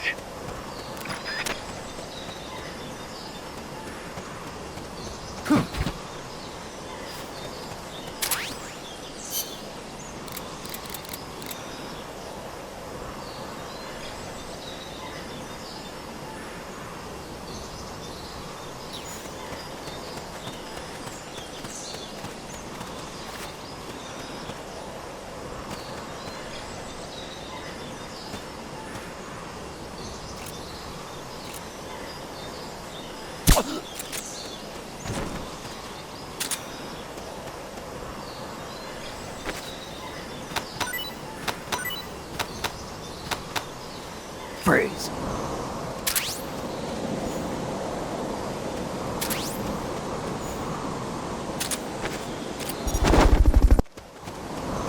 You might be able to get past the enemy by hanging from the bridge.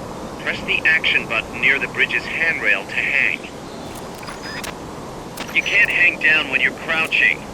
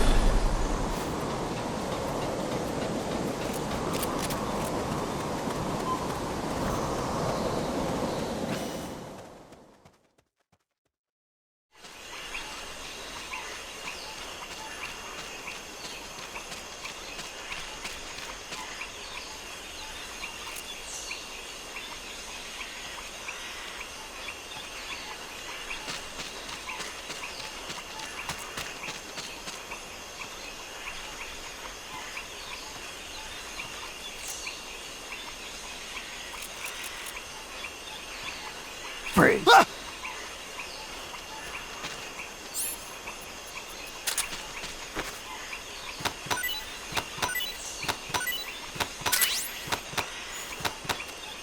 What's going on? The enemy's here! You've been spotted. Run for it. It's either that or take out every last enemy soldier. Keep rations equipped to automatically recover life when it reaches 0.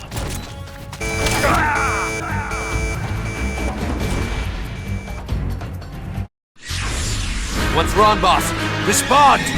Boss!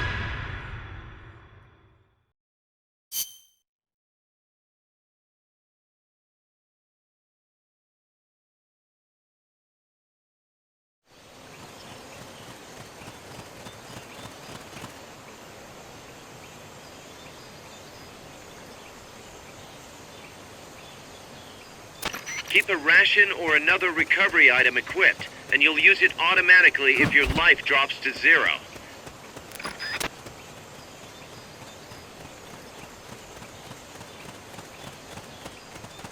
Enemy! Freeze.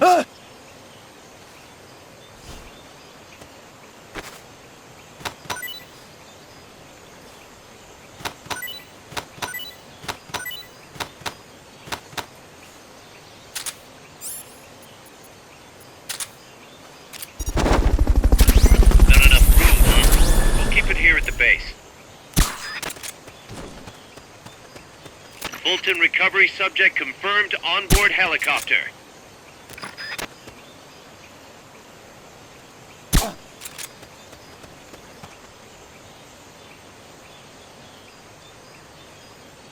I'm seeing things.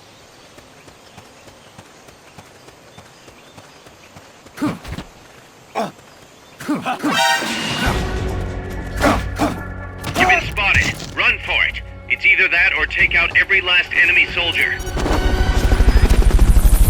sighted. Requesting backup. Understood. Dispatching reinforcements now.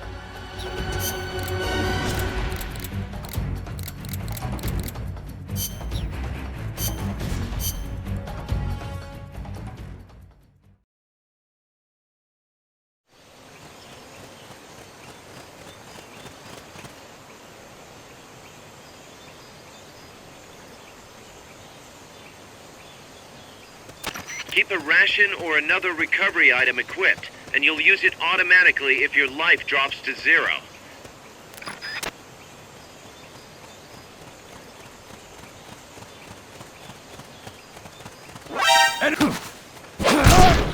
Freeze.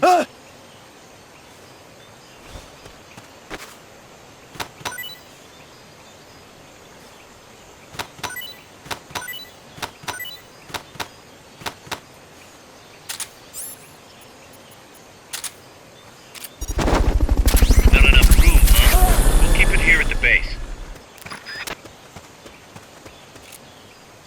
Fulton recovery helicopter is complete.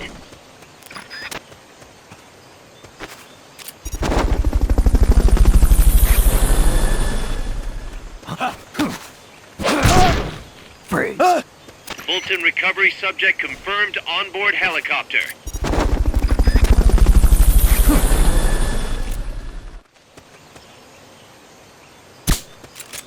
Fulton recovery helicopter is complete.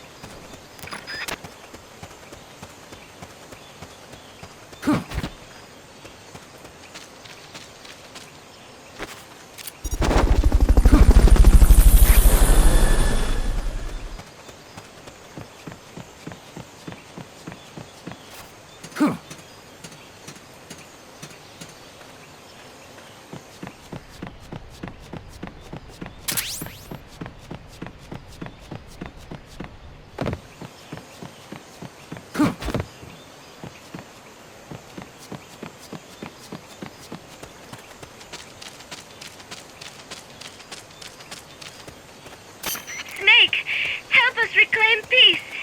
Our future is in your hands.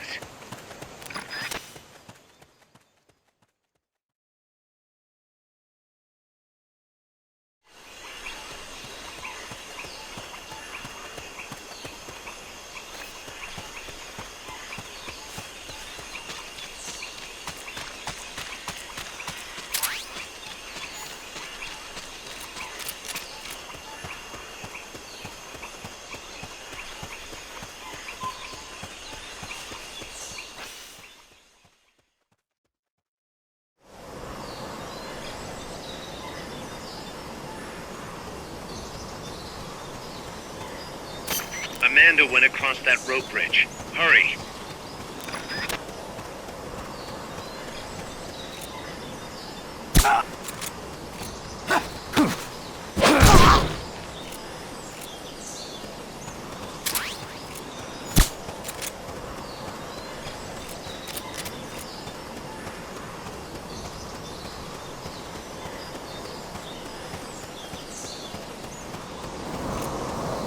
might be able to get past the enemy by hanging from the bridge.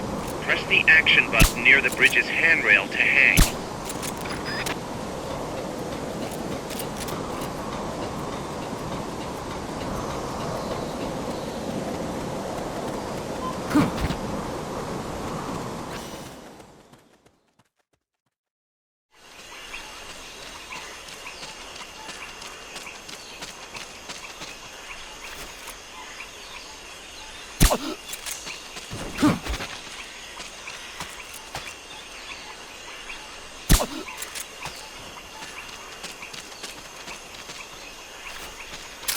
Stay out of the water. That's beyond the scope of this operation.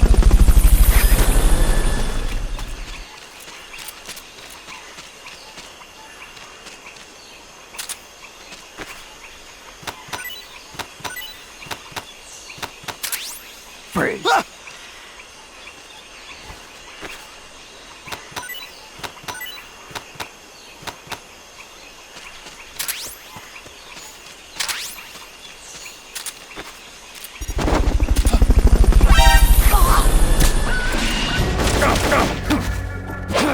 You've been spotted. Run for it. It's either that or take out every last enemy soldier.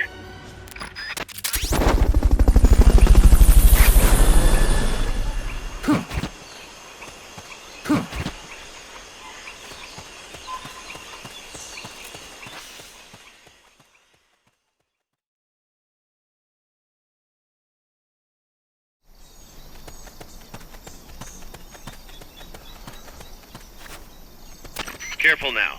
They might be holding FSLN soldiers prisoner.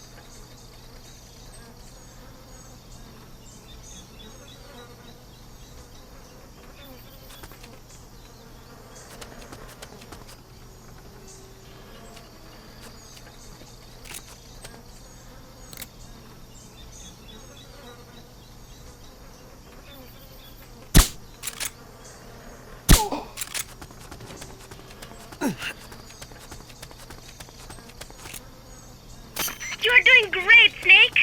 Peace.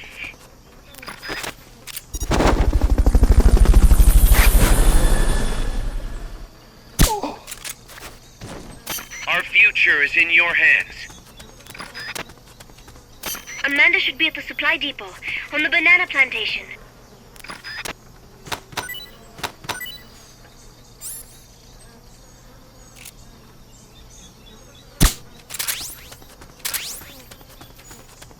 I believe in you, Snake. We're counting on you, boss. See any orange barred sulfur butterflies around? You will find them in parks, and even in cities, too.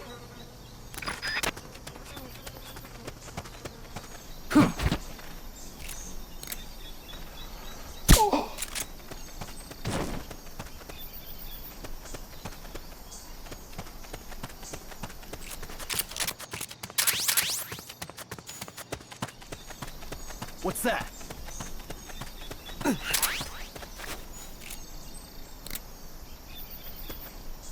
Guess not.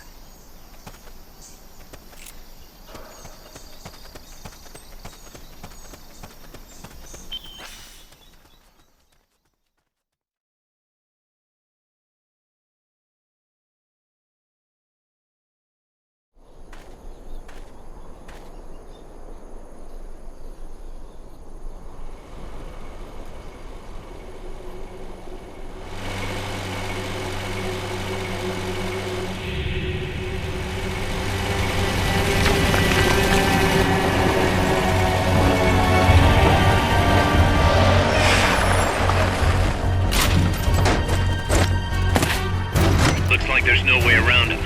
You up for this, Snake?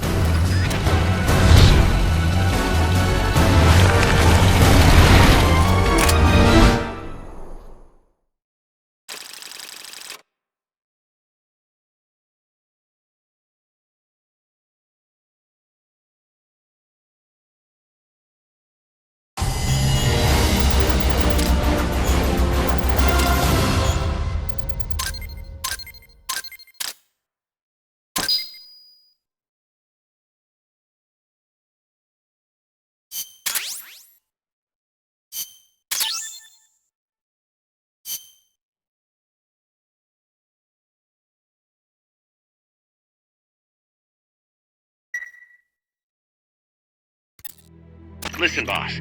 We both know you're the reason MSF's grown so much, but it's time we started putting more thought into provisions. Good point.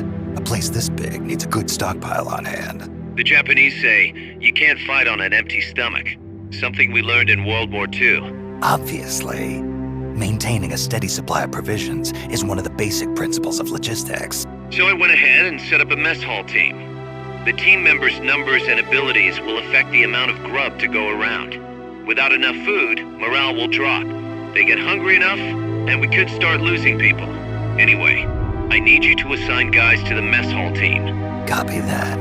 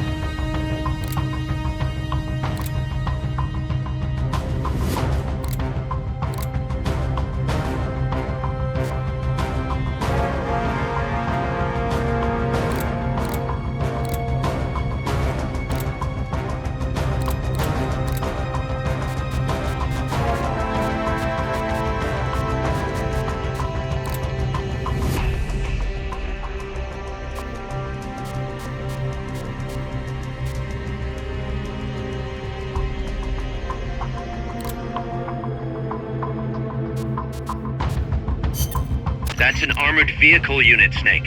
Either destroy the vehicle or neutralize the soldiers. Take it out.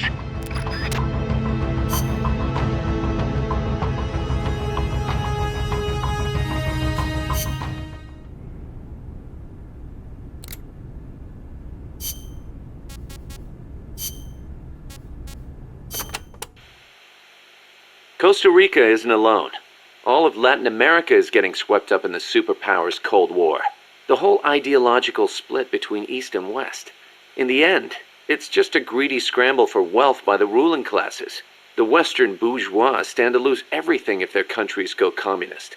After all, the communists want to abolish private property altogether. So the capitalist rulers desperately tried to halt the global spread of communism. Hence the phenomenon of red baiting. And the communists, for their part, didn't exactly stay true to their principles. They tried to escape class-based society, but between Stalin's autocracy and the rise of the nomenklatura, they ended up creating one anyway. Once people have power, they stop caring about equality. That's where communism, where society in general reaches its limits. The rulers only care about their own gain. The opposing side becomes a risk factor that threatens the profit, and thus the ongoing struggle between capitalism and communism was born. And now, nuclear deterrence is part of the picture. Exactly.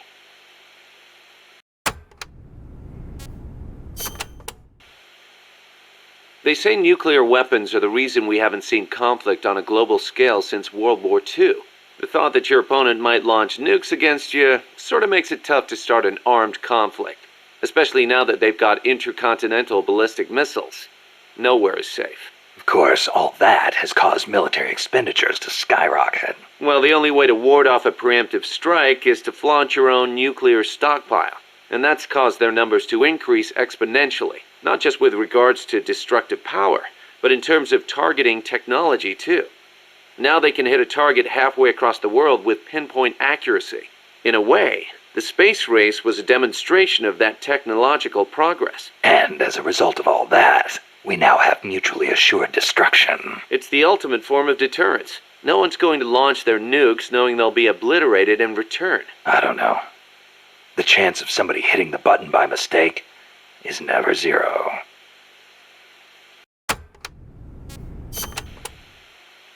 You're right. Even with peace guaranteed by MAD, there's always the risk of an accident. Nobody wants the world to end on account of some machines malfunctioning. On the other hand, thanks to deterrence, we haven't had a world war since 1945. You gotta admit, it has been pretty peaceful. Not that it matters to us. People point at the nuclear arms and space races and call it a Cold War. I say if they're not shooting at each other, Why not call it world peace? Doesn't mean war is gone. Look at Korea. Look at Vietnam. Well, yeah, but I'm talking in relative terms here. Besides, if war died out completely, we'd be SOL. We're not warmongers. And yet, we can't survive in a world that's at peace. You got a point.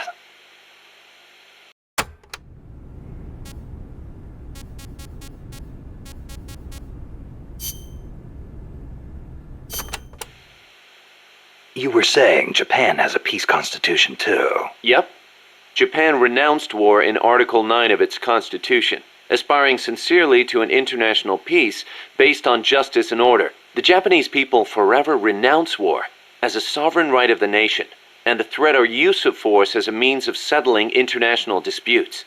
In order to accomplish the aim of the preceding paragraph, land, sea, and air forces, as well as other war potential, will never be maintained. The right of belligerency of the state will not be recognized. You know it by heart. Some things you never forget. Impressive. There were some parts I didn't quite get, though. Like the whole means of settling conflicts thing. Yeah, that's been the subject of debate. Whether or not it forbids any and all use of force. The current Constitution was originally drawn up under the Allied occupation. The first draft was even submitted by Allied GHQ. So naturally, there are some who feel the Constitution was imposed on Japan by foreigners. Things like that are never simple. Same for every country, I guess. One thing's for sure, though. Not having an army let Japan focus on economic recovery after the war. In that sense, it's the same as Costa Rica.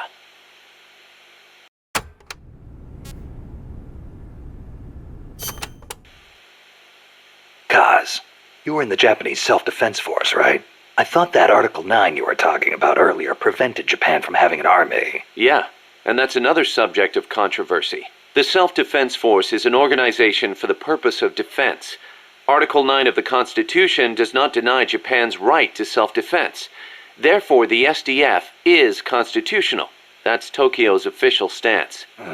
Sounds complicated. Call it what you will. It's a distinctly Japanese way of interpreting things.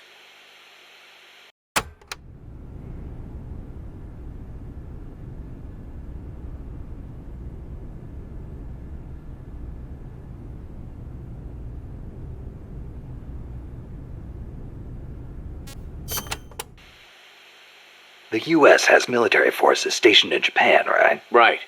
Even though the Allied occupation ended, American forces are still stationed there under the U.S.-Japan Security Treaty. Unlike Costa Rica. Part of it stems from the occupation, but Japan also occupies a key strategic position from America's perspective. It's next door to the Soviet Union, and close to China and North Korea as well. It's integral to the security of Pacific Asia. For America, Japan represents a barrier against communism. What about for Japan? As you might expect, there's deep-rooted opposition to the alliance. In 1960 and 1970, when the treaty was up for revision, there were mass protest movements against it, especially in Okinawa. The U.S. only gave it back to Japan 2 years ago, and American bases are still concentrated there. It's a heavy burden for the Okinawans to bear. Then why don't they scrap the treaty? Lots of reasons. There's the imbalance of power with the U.S., of course, and if Japan pulled out, they'd be losing the nuclear umbrella America provides. And as for whether the JSDF could defend the country after the Americans left, I really couldn't say. Costa Rica is in a similar situation.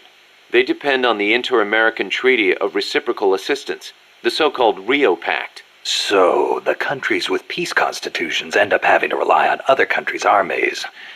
Kind of ironic. On the flip side, not everybody in America is satisfied with it either. Some people argue Japan is freeloading off America's security guarantee. And you know how Japan's industrial exports are making inroads in the States. Yeah, I've got a Japanese camera myself. Best damn camera around. Japan's low defense spending allows it to invest more in economic recovery and expand its share of the American market. That's a bitter pill for Americans to swallow.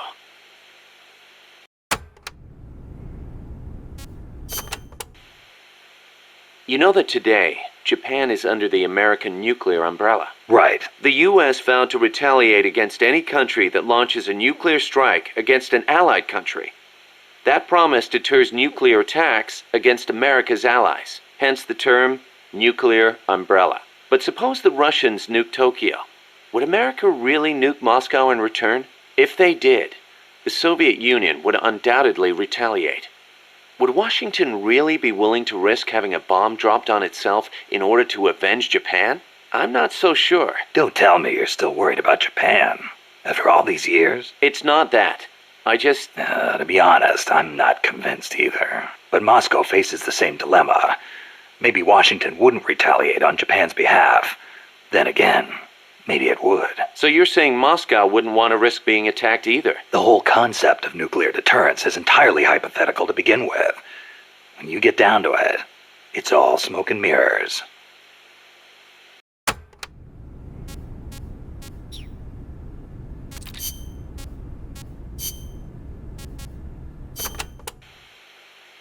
A new president was elected this year, President Otaber. He seems to be distancing himself from the United States. He has limited the privileges granted to American banks, lifted the sanctions on Cuba. Our last president was so pro-US, people suspected he was in bed with the CIA. You think the CIA is doing this because it feels threatened by the president's shift in policy? It is possible, but would they really bring in such a huge army just because of that? Part of our job is finding out. Exactly. Thanks, Snake. Peace.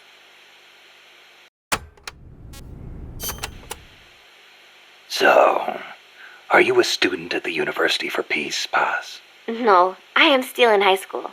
But Professor Galvez lets me visit his office and study with him every now and then.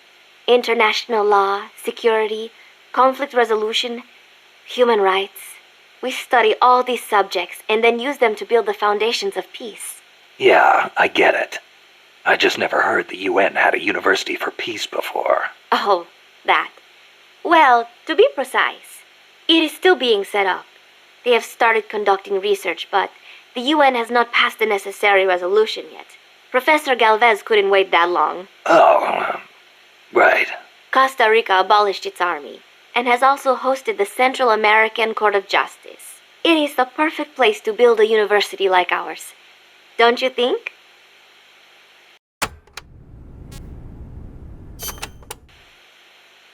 That coffee you guys brought us is pretty damn good. Isn't it? Costa Rican coffee is the best. The Central Basin has all the right conditions for growing coffee. It is high in elevation, with steady temperatures and well-drained volcanic soils. The professor certainly seems attached to it. The coffee we drank on the boat coming over was awful. It put him in such a terrible mood. Well, how come I never hear about Costa Rican coffee then? Because it gets bought up by wholesalers and mixed with beans from other countries. It is really a shame. Such wonderful beans, and nobody knows they are from Costa Rica. Huh. They should launch an ad campaign or something. Right. I hope one day people will recognize Costa Rican coffee for what it is. I'm with you there.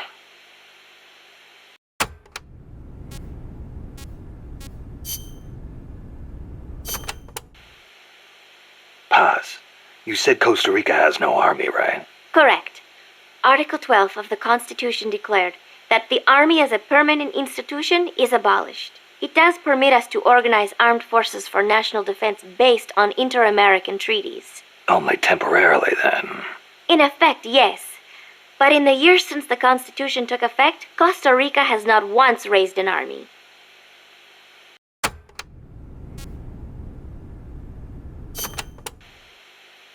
Paz, how does your country defend itself without an army?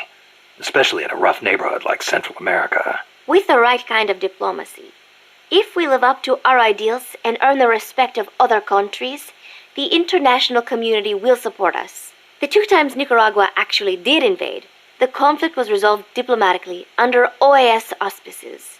Doesn't that leave you depending on the U.S. after all? American influence is unmatched, it is true. San Jose was critical of American policy at the time. But America supported us all the same.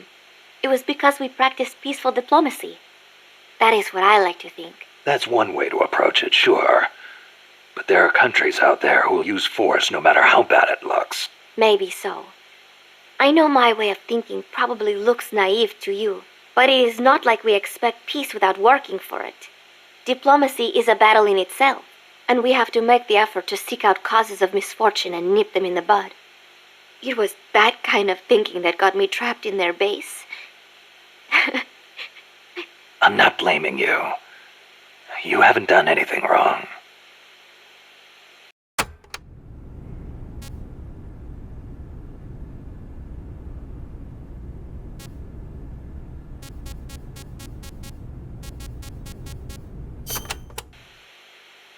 What was that you were saying? Peace is not the natural state of men? You said you learned it in school. That is right. They are the words of the German philosopher Immanuel Kant. In 1795, he wrote a book titled Perpetual Peace. Kant argued that it is precisely because peace is unnatural that we have to make it ourselves. How? That is what his book is about. Is the concept starting to sound interesting now? Not really. I belong in a more natural world. Is that so? My grandparents died in the Civil War. If only we had been at peace, they would not have lost their lives. You actually wish for war? It's not like I want to hurt innocent civilians, but if someone attacks you, what are you supposed to do? A country needs the strength to defend itself. Otherwise it faces invasion, oppression, political subjugation. If they would simply stop using force to tangle with each other, countries would not need force to defend themselves. And how would you guarantee that? Sorry, but you have to understand how the world works in order to protect the ones you love. That's not to say ideals aren't important too. They are. You are right, Snake. Thanks. Peace.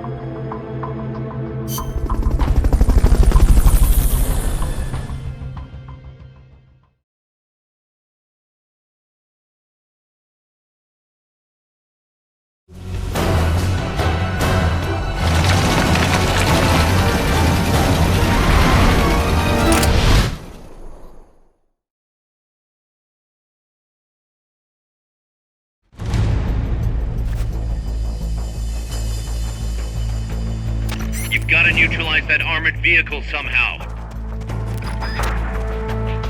The accompanying soldiers are armed to the teeth. Watch yourself. Shoot that exposed fuel tank. The red one.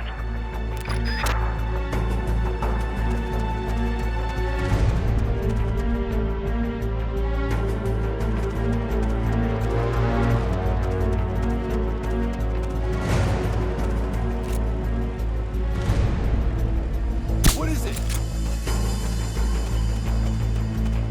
Someone attack! The enemy's attacking! Going to alert status!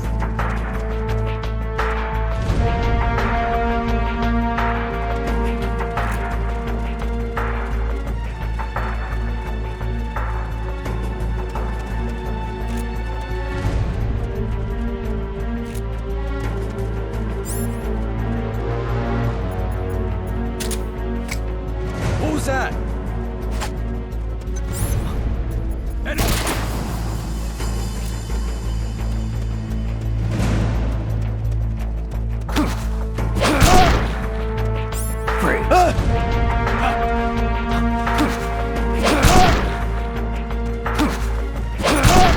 Enemies close by! Enemy sighted! Engaging now!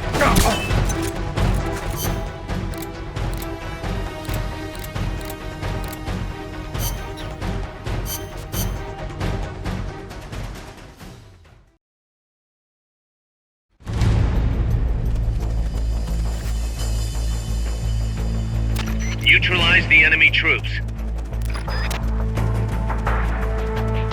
The accompanying soldiers are armed to the teeth.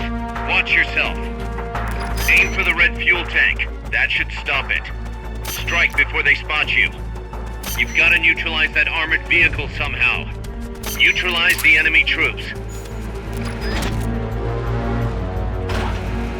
What is it? What's that? The enemy's attacking! Going to alert status! What is it?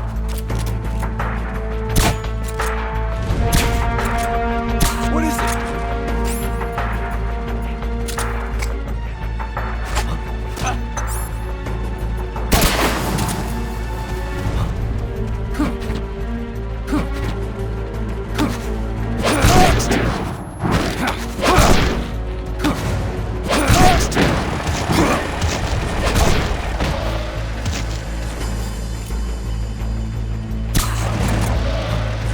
What is it?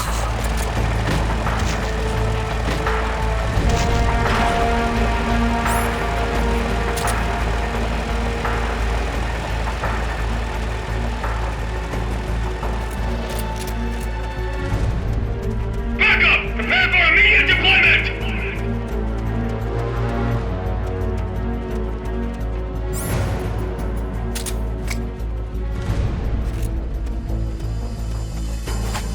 What was that?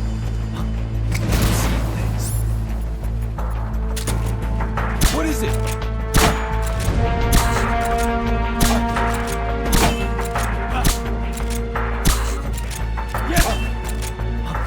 The enemy's attacking!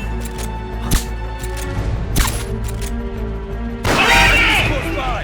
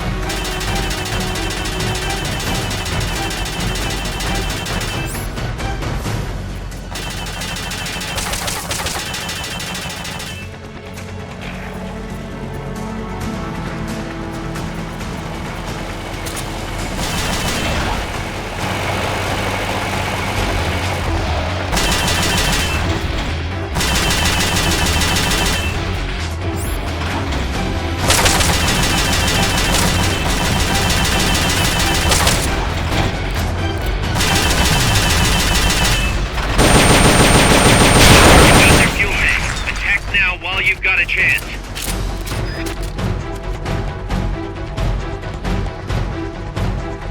We're counting on you, boss.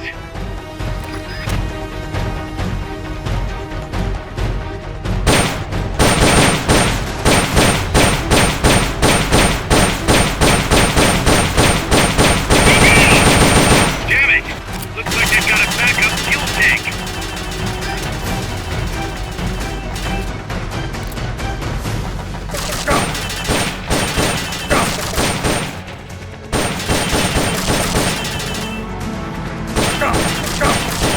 Nice work. Their fuel tank's gone. That should stop them for a while.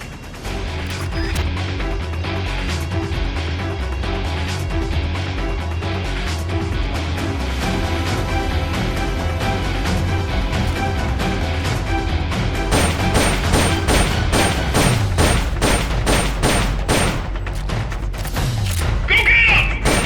So much for that tactic. You'll just have to attack the thing directly.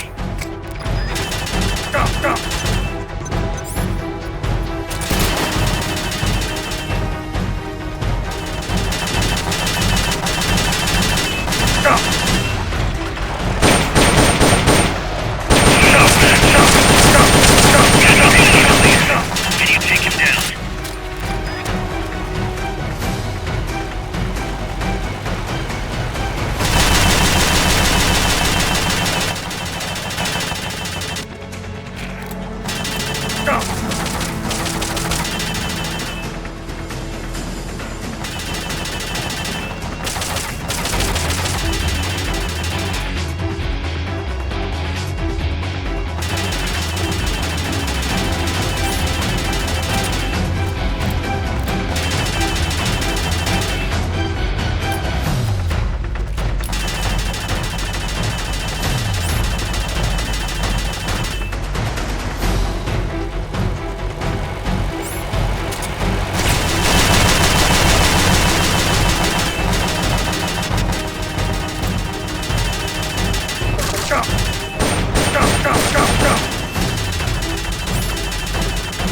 Keep rations equipped to automatically recover life when it reaches zero.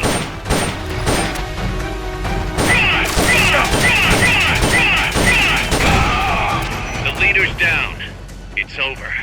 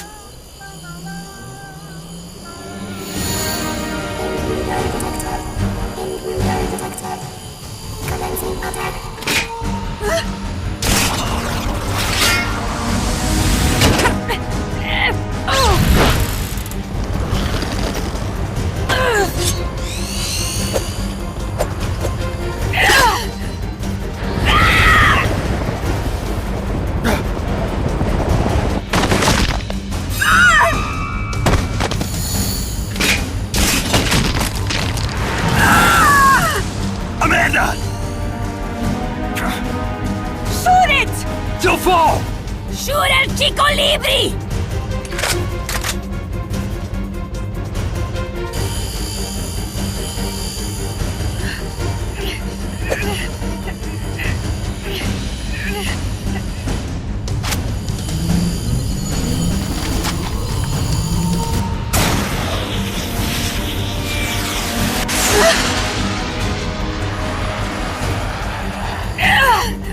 What are you aiming at? El Chico Libri!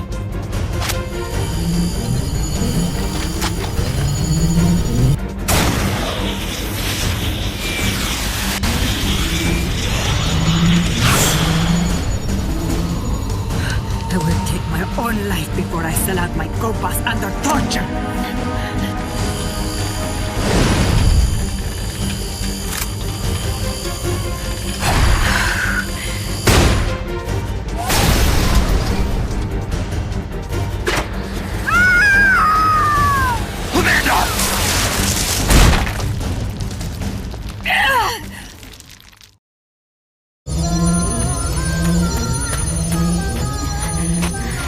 Amanda!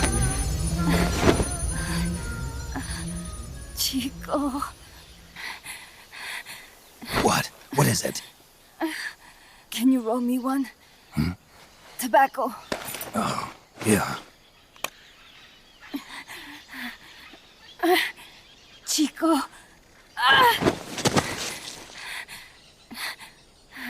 Hold still. I treated him like a kid again. We fought. I didn't want Chico to know. Kept it a secret.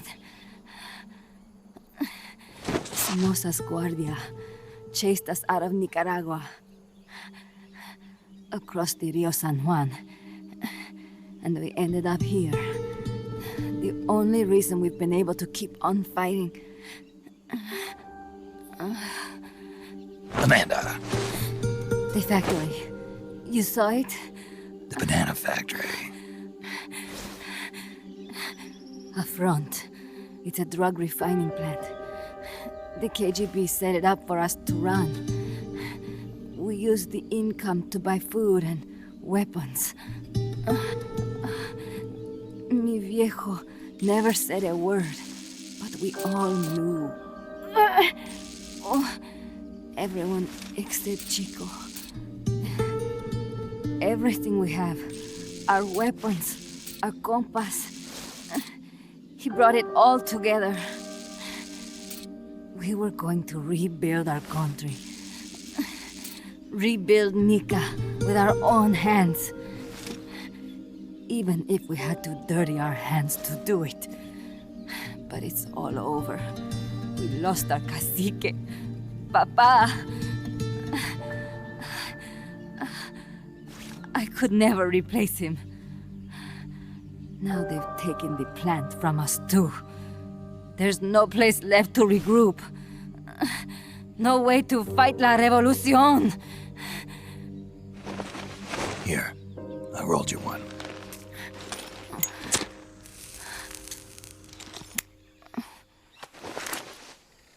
What about you?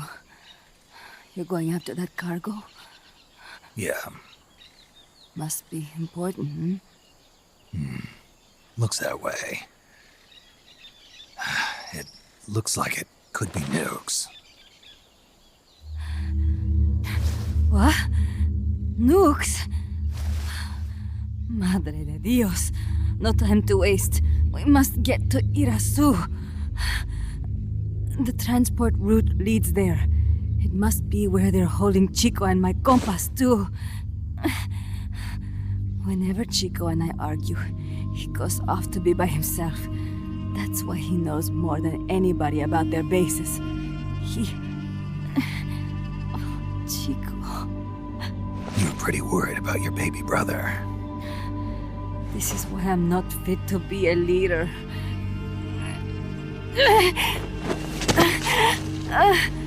Fine. It's a little bit out of my way, but just tell me where I need to go. There's a prison up in the mountains. That's probably where he is. A prison in the mountains. You must do something for me. If you can't save Chico, I want you to ease his pain, end his humiliation. If he gives in, if he's about to sell out his compass, please, at least let him keep his honor. That's a promise I can't make. Why?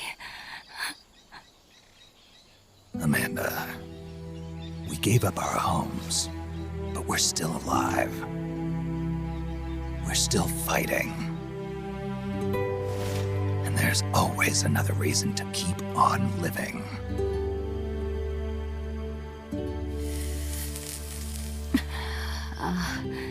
I feel alive again.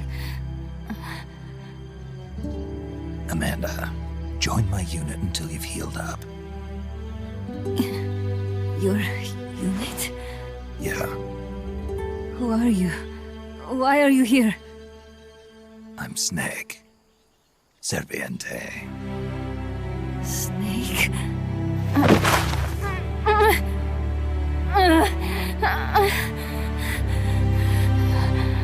Could it be the great cacique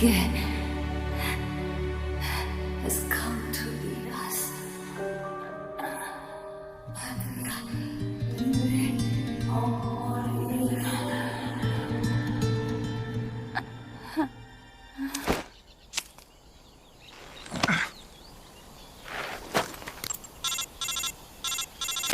Kaz, can you hear me? MSF here. One for recovery. She's wounded. Acknowledged. Kaz, the cargo on the barge. I was right. It's headed for the mountains. You think that's where they're taking the nukes? I'm sure of it. Let's move.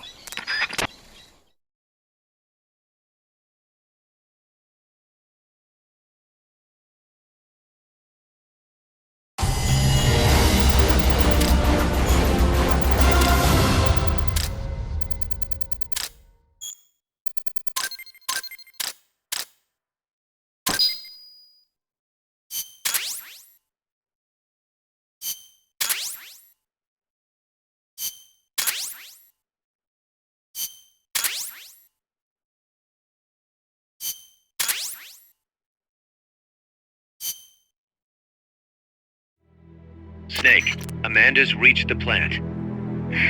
Snake, Amanda, how do you feel? some first helicopter ride. I'll be perfectly happy if it's my last. As you can see, she's doing fine. I set Amanda up with her own frequency, so call her anytime you need to. If you have any questions about American bases or mercenary units, or about El Frente, just ask. And please, do not forget my compass and Chico. Don't worry. It's good to be working with you, boss. Snake, we can monitor her condition in sickbay. Remember to assign roles to any POWs you bring back to Mother Base. How this outfit gets built depends on who we assign to what jobs. That'll determine how Mother Base grows. It's one of your most important roles, boss. Yeah, I know.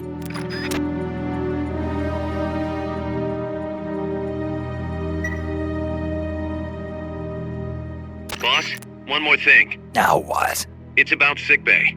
Naturally, we can use it for the sick or injured like we did with Amanda. But we can't expect people to get better without the proper treatment. Uh-huh. So I figure we'll need a medical team for that. The number of team members and their abilities will determine how quickly the sick and injured heal. They can also monitor everybody's health. Right. Prevention is the best medicine. You got it. Remember to wash your hands often and gargle twice a day, boss. If only I had the time.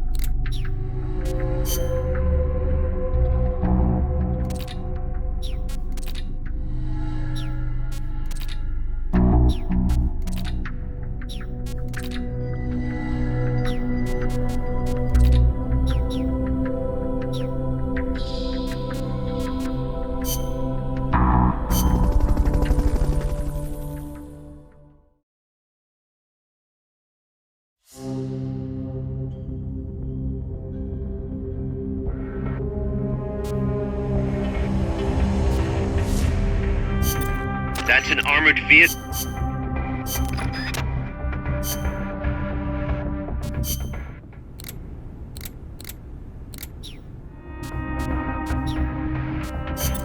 Snake, the nukes appear to have left the coastal marshes and reached the mountains around Irazu.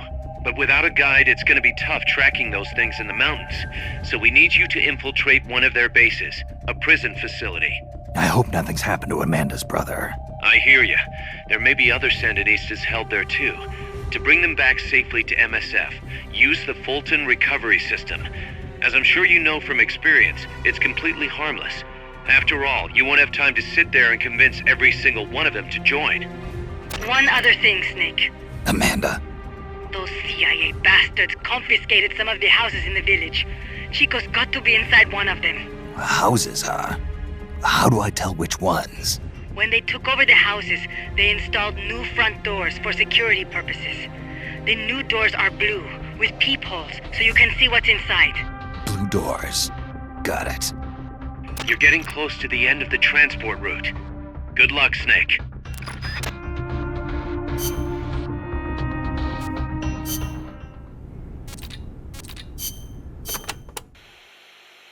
Amanda, how do I get to the prison camp? First, head up the narrow mountain path. The path will gradually open up and you'll come to a fork in the road. Watch yourself up there. You'll be lower than the surrounding terrain, so if you head down the middle, you'll make for an easy target. Yeah, thanks for the heads up. Take the leftward path to reach the prison camp.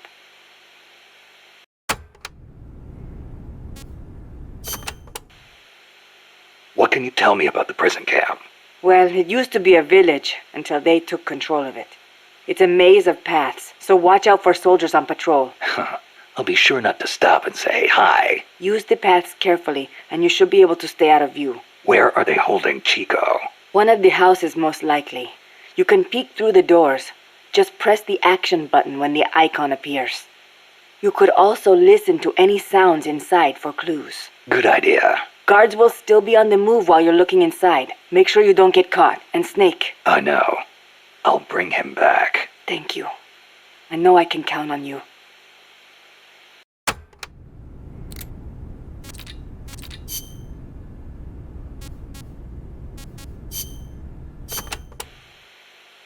Since it was founded, my country has not once been able to choose its own path.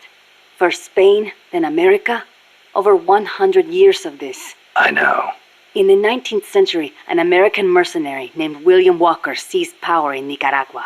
I'd heard he exploited rivalries between the political parties. Even after we expelled him, the Americans sent in their Marines under the pretext of quelling political unrest. And the real reason? To intimidate the government and thwart the construction of the Nicaragua Canal.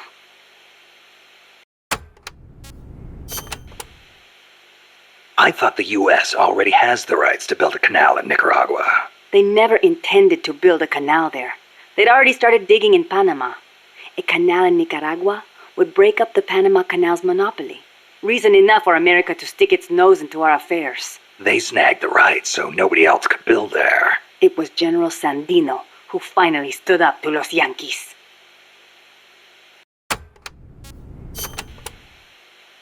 General Sandino waged a guerrilla war against the Marines, at last driving them out. He was a true hero, and to us Sandinistas, like a father. But when they pulled out, the Americans left us something to remember them by. The National Guard. Yes, La Guardia. In name, a peacekeeping force, but in reality, Commander Somoza's personal army, answering to no one else. Unable to stay silent, General Sandino went to protest and was assassinated by Somoza as he made his way home.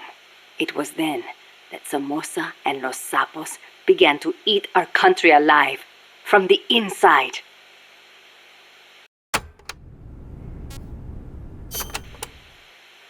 It has been 40 years since the Somoza family became the rulers of Nicaragua.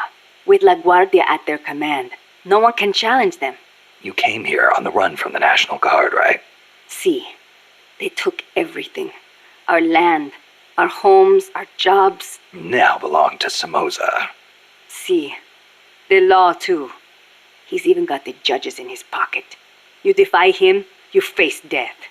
Everyone bows and scrapes before La Guardia. Even then you might get a beating if they are in a bad mood. And you're trying to change things. That's not all. These Somosas have used their power to line their pockets. They confiscate people's land and hand it to members of the Somoza family. By now, close to half the farmland in Nicaragua is theirs. We were powerless until... You remember the earthquake 2 years ago? Yeah, I heard the capital was hit pretty hard. We lost Managua, our capital city. People sent aid from all around the world. Tears of sorrow turned to tears of joy. Yet almost all of it was embezzled by the Somozas. They sold out those who'd lost everything for money. They feasted on our country's suffering. Public resentment is at the boiling point. The Somozas' days are numbered. We will see to it.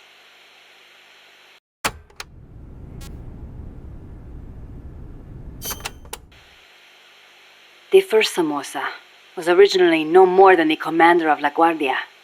Ordinarily, a man of his station could never hope to become president. But the president at the time had no power to back him. The only one with the strength to oppose him was General Sandino. No, better to say the general was the only one who dared oppose him. There was nothing special about him. Above all, it takes a strong will to see justice done. That is what he taught us. It's also what motivated Somoza to have him killed. Yes, the rest was easy. He got rid of the president, taking office in a sham election. And once he had the power, he never gave it up. Talk about heavy-handed. He had the Americans backing him, that's why. They didn't want to hand over power to a rebellious general. Even so, it's hard to believe Washington would give its blessing to a guy like that. The American president at the time put it this way. Somoza may be a son of a bitch, but he's our son of a bitch.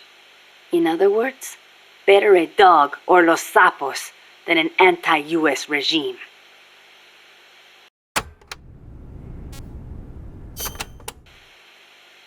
The Managua earthquake struck 2 years ago, the day before Christmas Eve. Giant cracks opened up in the streets. Sleeping children were crushed in collapsing houses. No chance to escape. No visit from Santa Claus. Thanks to Somoza, the old houses could not even get rebuilt. It was a nightmare.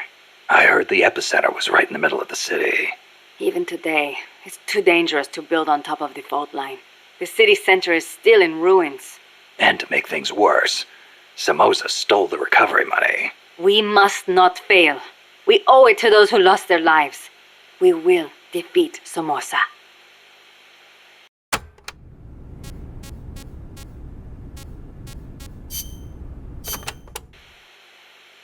The land in our country belongs to us, and yet it does not belong to us. How so? Along the coast, it is all banana groves, and in the mountains, it is coffee. I guess in that way, it is not so different from here.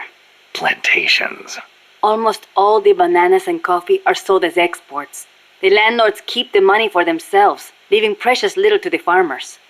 Worse, the biggest landowners in the country are Somoza and his family. But it does bring in foreign currency. I doubt even that, at least for bananas. The plantations are owned by American corporations. The bananas are processed in factories on the plantations and exported to America from private ports. It's like having little American enclaves along the coast of Nicaragua. But the farmers have no choice but to go work there. Es ridículo. The people have to take their land back. It is one of the things we are fighting for.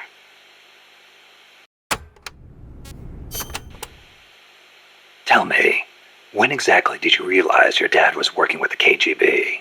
About 6 months ago. Up until then, we only had beans to eat.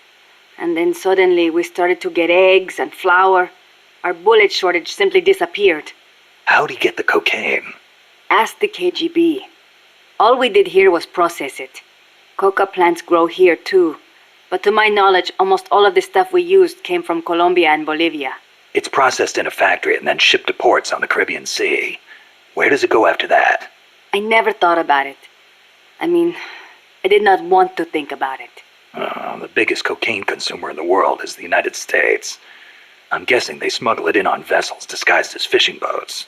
Wait. La CIA uses that route too. Are you telling me they're selling cocaine to their own country? Looks that way. Those bastards are turning their own children into junkies? Are they insane? No, just afraid. Afraid of a communist Central America.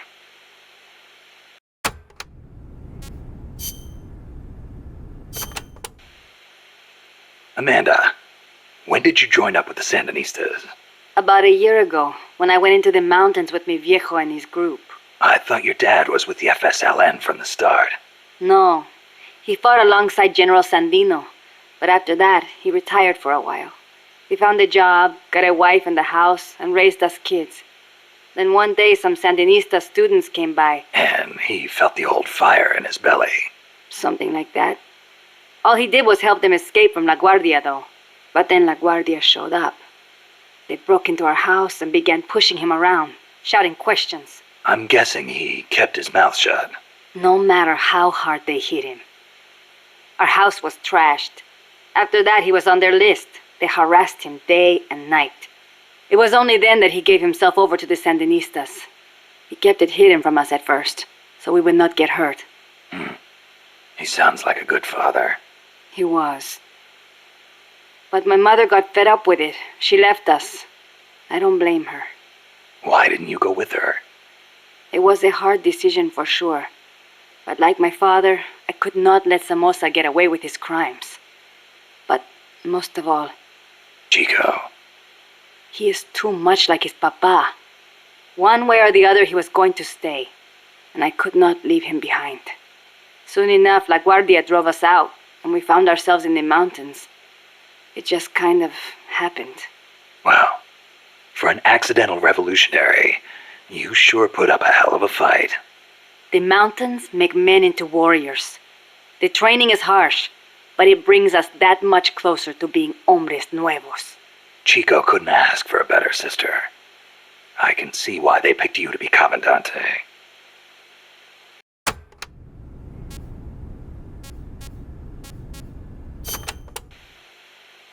When I was little, I came down with malaria. Unlucky for me, it was the bad kind. I was in a daze the whole time. And at one point they said I was not going to make it. Malarial encephalopathy. I hear it's pretty common in tropical malaria cases. Even today, my memory sometimes gets a little fuzzy. Since then, I've had this fear of mosquitoes. When I hear them buzzing nearby, I get jumpy. Ah, that explains the chain smoking. See, I thought it might help keep the mosquitoes away, just a little. Maybe it is all in my head. You're the same way, right? Well, I will say this. I prefer a cigar over mosquitoes. Me too. I've got to hand it to you. Takes guts to conquer your fear like that and live a gorilla's life in the wild. It is nothing. El Che did not let asthma stop him from leading the revolution. Compared to him, I am no hero.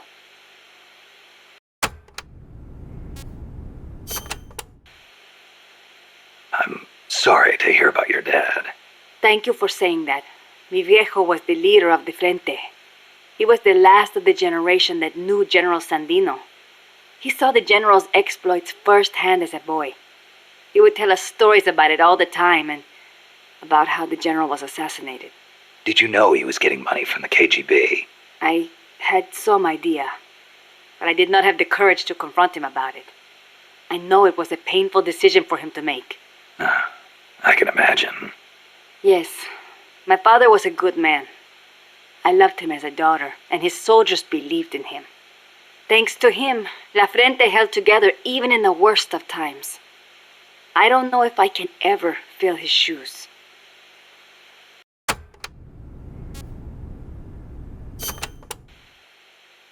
Chico's 12, right? Right. Isn't he a little short for his age? Malnourishment. Food is hard to come by when you're running around in the jungle. He's got quite an appetite. I know. I didn't want him to come in the first place, but there was no one to take him in. I had no choice but to look after him. Don't be so hard on yourself.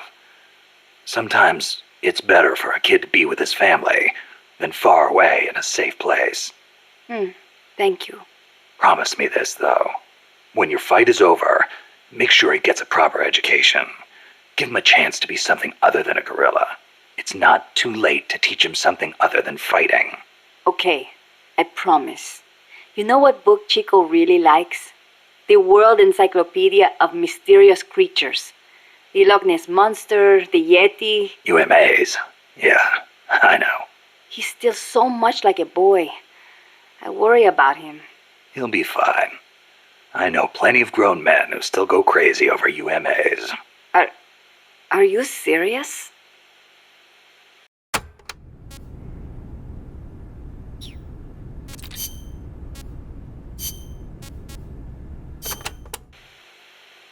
The army was abolished 25 years ago, the year after the Civil War. I learned about the sorrow of civil war from a very young age, the futility of countrymen fighting each other, and the tragedy. Costa Rica learned the hard way. That is why it abolished its army. It decided to pour its efforts into education instead. More teachers than soldiers was the slogan. Education is essential, no question. Even Che used to teach reading and writing in between guerrilla campaigns.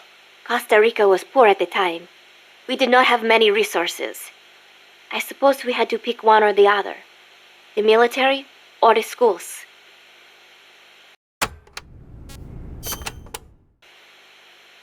Kaz was telling me Japan has a peace constitution too. That is right. Apparently, when Costa Rica was drafting its constitution, they looked to the Japanese as a model.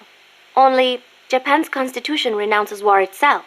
Unlike Costa Rica. But Japan has a self-defense force, right? That I do not get. I think I will ask Mr. Miller about it next time I see him. He said he used to be in the JSDF. Huh. You're a curious one, are you? Don't study too hard.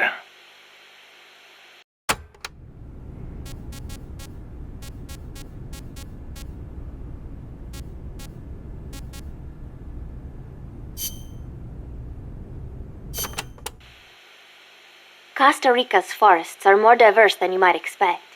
Not all of them are tropical rainforests. Costa Rica is close to the equator, it is true, but it is also very mountainous. Yeah, I see what you mean. Go up 4,000 feet in elevation and the temperature drops more than 7 degrees. There are basically 3 types of forests. The lowlands are covered in tropical rainforests, the highlands by tropical cloud forests, and areas where there is a dry season have tropical dry forests.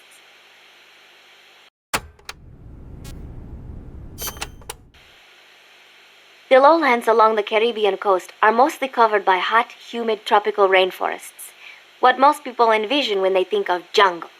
The closely packed trees spread their branches out at great heights to soak up the sun. Their shade makes it dark near the ground, so be careful. Of course, with so little light, few plants can grow on the ground, so it might actually be easier to walk. So even if you could photosynthesize, it wouldn't do you any good. Photosynthesize? People cannot do that. Most people, anyway.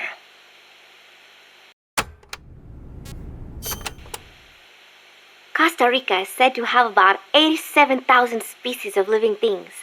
That is about 5% of all the known species in the world. A tiny place like this? Huh. I'll be damned.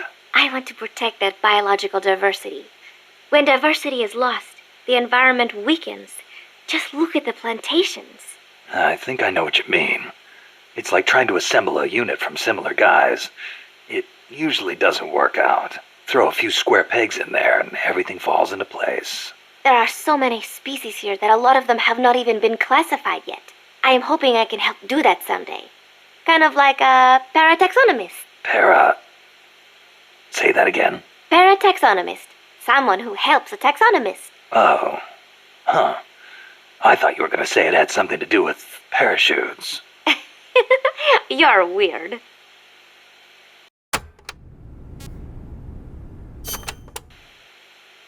The Development Corporation of Costa Rica, or CODESA, was established 2 years ago.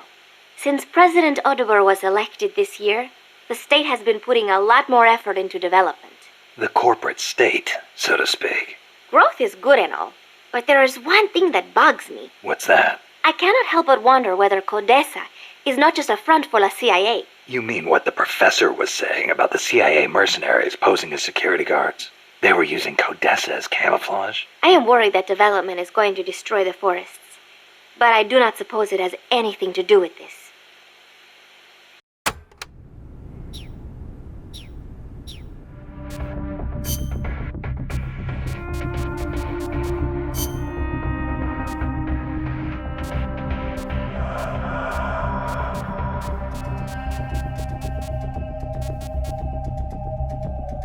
Survival.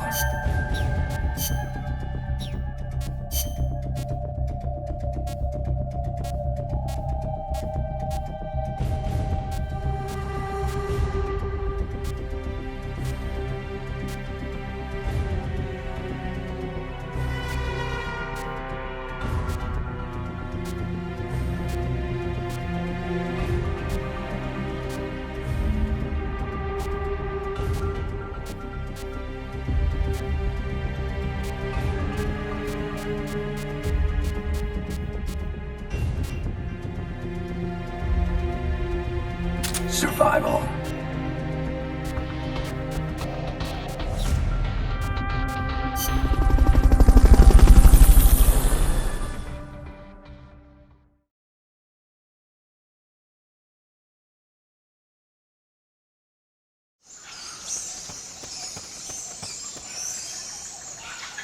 Chico's in a prison camp north of here.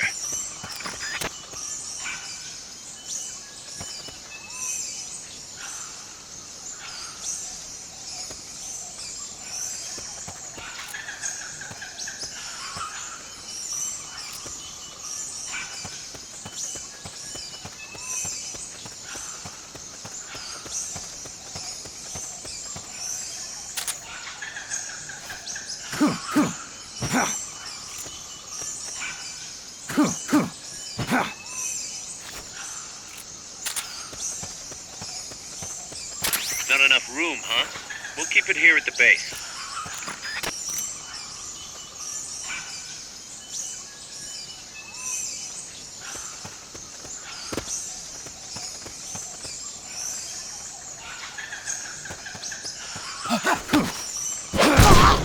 Freeze.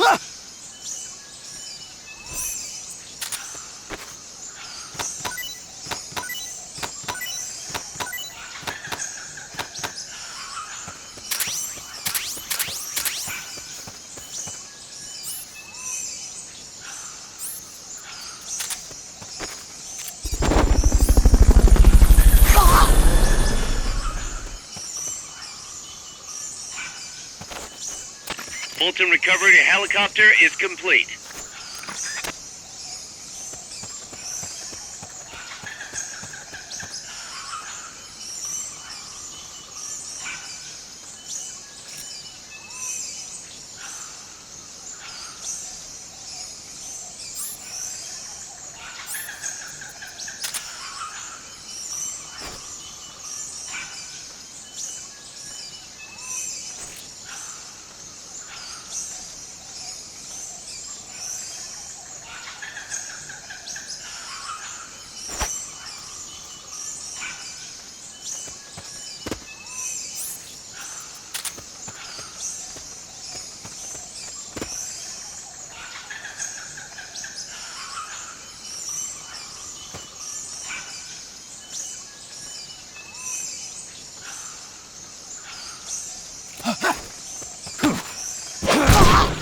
Freeze.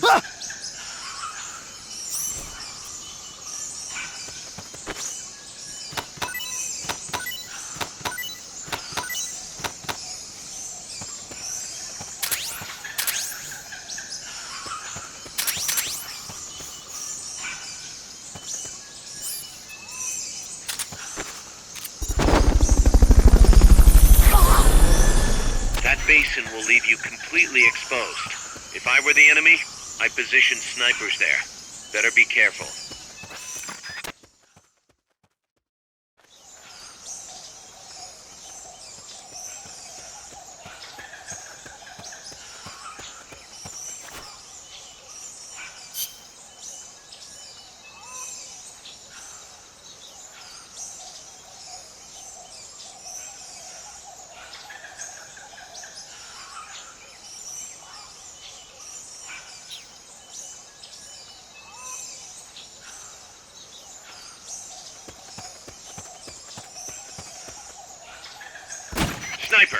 Better be careful if you don't want your head blown off.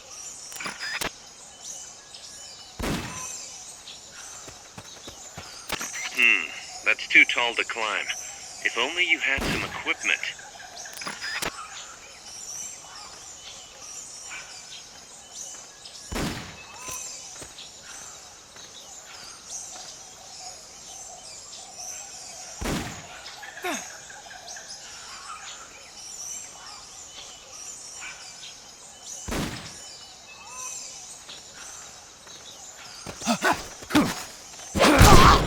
Freeze.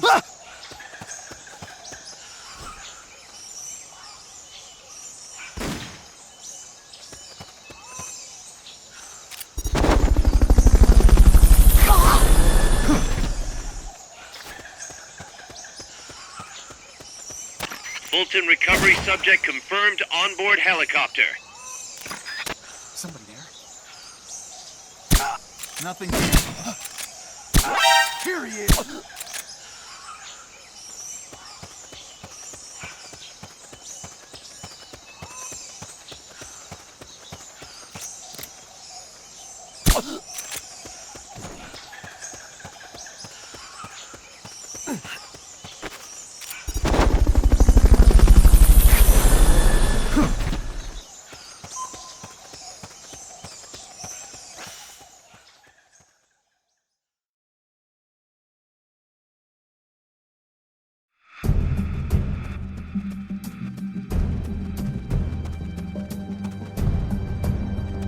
Chico's in one of these houses.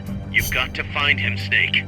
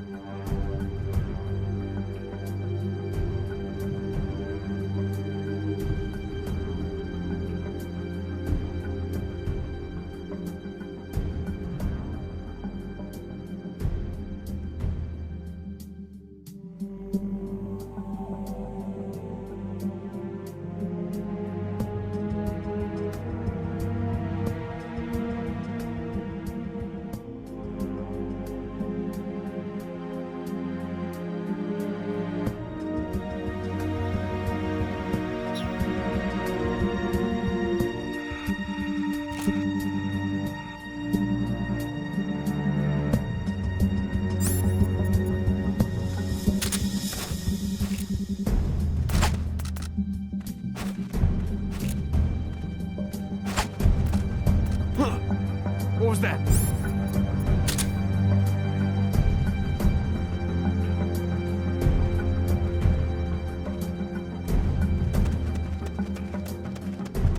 We're under attack! Freeze. Ah!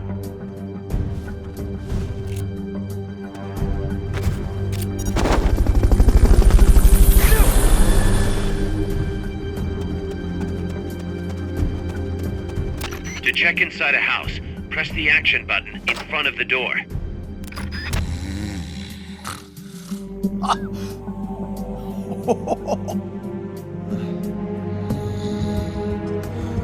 Not this way.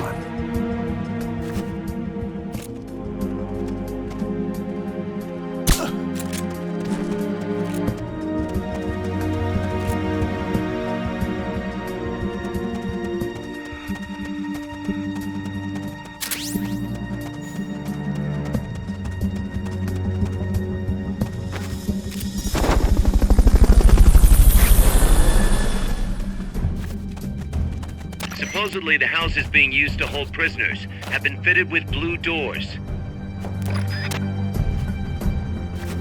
Those alleys are a maze. You should be able to use them to sneak past.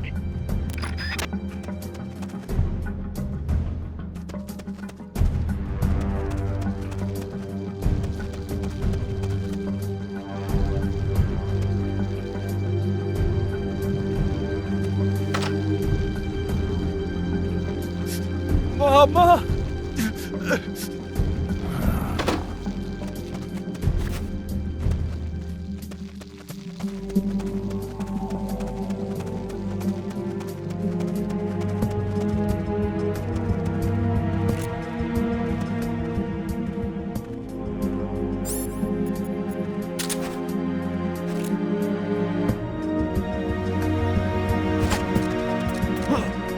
What was that?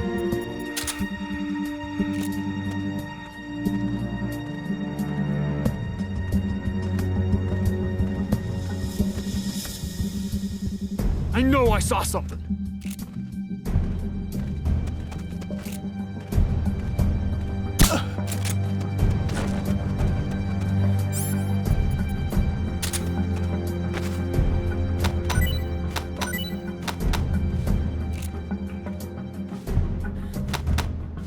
Freeze. Ah! Hey!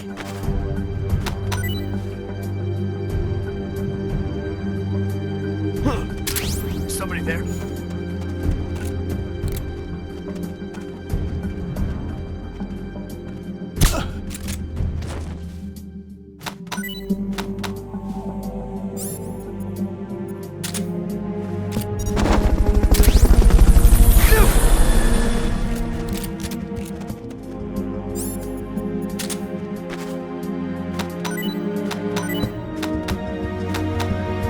Freeze. Ah!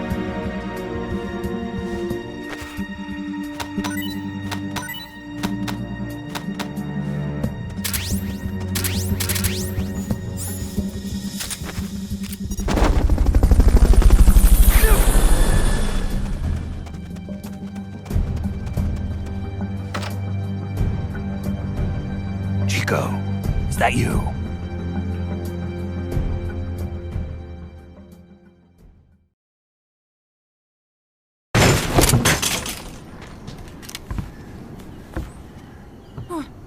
Who's there? Chico, it's me.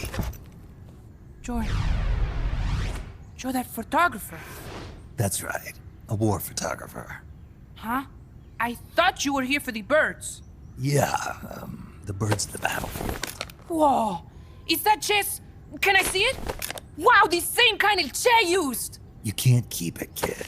Here, have these instead. Those photos. Huh. Oh no, Amanda! She's safe. Don't worry. You sure? We're patching her up back at my place. She's hurt? I said, don't worry. It's just a broken leg. You got any cigarettes? A cigar, huh? Hey! It's not for kids. Chico, do you know where they took the cargo? Cargo? What cargo? Let me rephrase that. How do they get stuff from the coast up here? Oh, that I can tell you. When the cargo gets to the harbor, they first send it up the marshes on a barge. Then, they load it onto a jungle train past the banana plantation and transport it by rail. The train stops here. When it gets to the train terminal past the coffee plantation, they reload it again. This time onto a truck, which disappears into a tunnel heading toward the mountains. Disappears? Chico, what's on the other side of that tunnel? Nobody knows. None of our compas ever got close enough. He's protected by a spirit. A spirit? Yeah, a giant monster. El Basilisco. The king of snakes. No, really, I saw it. I was camping up there one day, and just as I was waking up around dawn, I heard this loud noise. I opened my eyes and saw an enormous shadow. Must have been 30 bara at least. He was walking, on legs as big as trees. Where did you see it? At the terminal near the tunnel. but I only saw it that one time. What exactly were you doing there? Well, me and my sister got into a fight. And you just happened to go camping. You know, their train should be arriving at the place I saw El Basilisco right about now. Is it far? No, really. Go past the coffee plantation, and it'll be to the north. What are you chasing? Something that could keep the world in balance. Or destroy it. Huh? I heard that place was a narcotics plant before those guys took it over. But you already knew that, didn't you? Look, I get it. Even revolutionaries need to pay the bills. Still, must be tough for a kid like you to swallow. You're damn right it is. The route they use to transport stuff is the same one mi viejo used to smuggle drugs. He sold the drugs to the Norte Americanos and used the profits to fund the army. They tried to keep it hidden from me. Is that why you went camping? Yes. I managed to sneak into the plant a few times and I tried to set it on fire. Everyone treats me like a child. I couldn't stand it anymore. I'm not a kid, I'm 12. Couldn't do it though, could you? Chico, growing up means choosing how you're gonna live your life. To do the right thing, you sometimes have to leave the things you care about behind. Parents, family, your homeland. But mi viejo.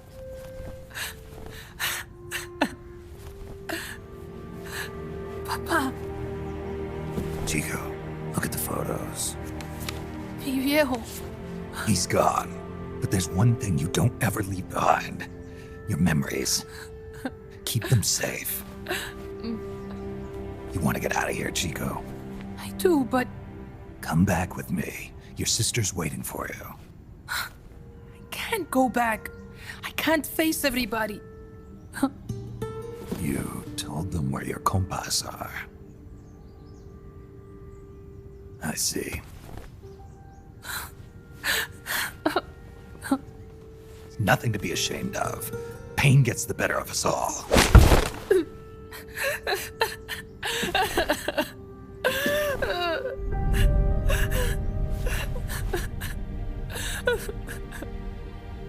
I wish I was dead.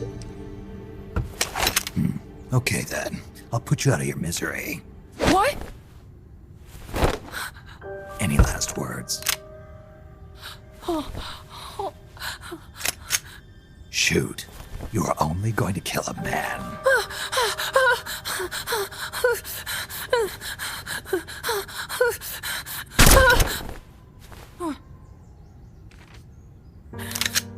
I just wasted a bullet. Don't waste your life. Listen to me, Chico. You died here today. You understand? You're hombre nuevo. A new man. Now, give that new life to me. Huh? Fight with me, little soldier. Show me how strong you really are. Dry your tears, then promise me one thing. No smoking until you get older. Remember, real heroes are never as polished as the legends that surround them. You got it, boss. Snake is fine. What's that? Ah!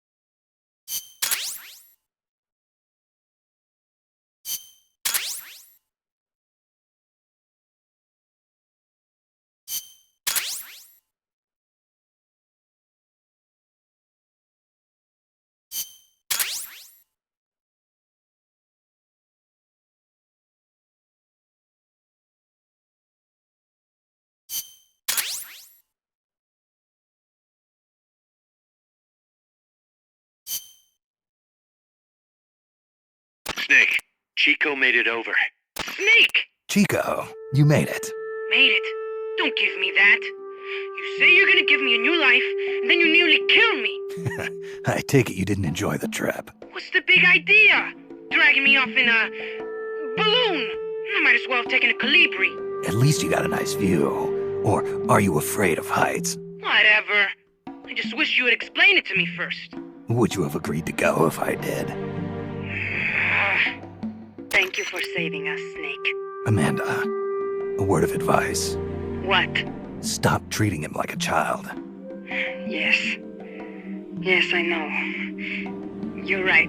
I shouldn't. Amanda, you're coming back after your leg heals, right? Of course. We still have work to do. We, huh? Are you sure you've got Chico's future in mind when you say that? What do you mean? We're sworn to our father's cause, to helping the revolution succeed. Revolution or no revolution, you pick up a gun and sooner or later you're going to hell. Are you prepared for that? I am. If the alternative is giving up the country I love, I'll take hell. Really? Well then, you're gonna have to stop treating Chico like a brother and start treating him like a soldier. You're right. Welcome to hell. Snake, can I ask you a favor? Shoot. You find any prisoners from El Frente, you bring them back alive. Cause... You're trying to make amends for talking. Not just that. Because they're compas. All right. But first, I've got to catch up to that cargo. I'll do whatever I can to help. Call me if there's anything you need to know about the area. And what? Let me know if you encounter any wildlife you've never seen before. Never seen before? What, like that basilisco you were talking about? I'm talking about UMAs. UMAs? You know, like ancient dinosaurs or legendary monsters. One day, I'm going to be a hunter. Is that right? Okay, sure. If you want to know more, I'm happy to tell you. Right. I'll be in touch, Chico. Okay, Snake. The enemy's cargo is headed for the next outpost, a rail terminal. Chico says no one's ever set foot past there. Their main base is probably on the other side of that tunnel. Unless we catch those spears before reaching it, they'll be in enemy hands. You've got to stop them. Hurry, Snake.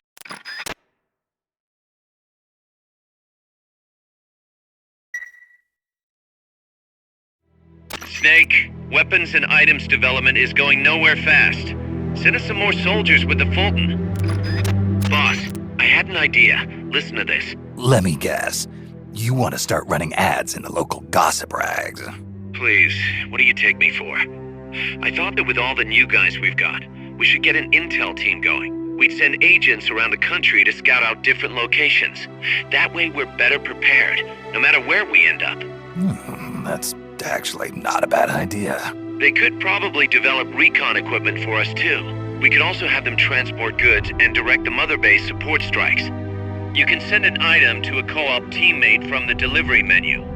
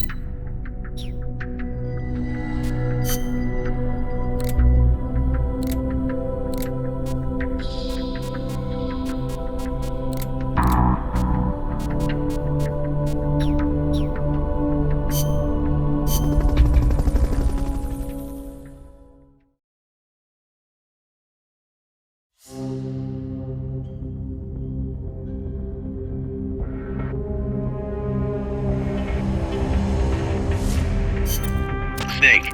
According to Chico, the nuclear materials will be loaded from a train and onto a truck at a rail terminal near the eastern foot of Irazu. If we can't cut him off at that terminal, we'll be in a world of hurt. Hurry, Snake.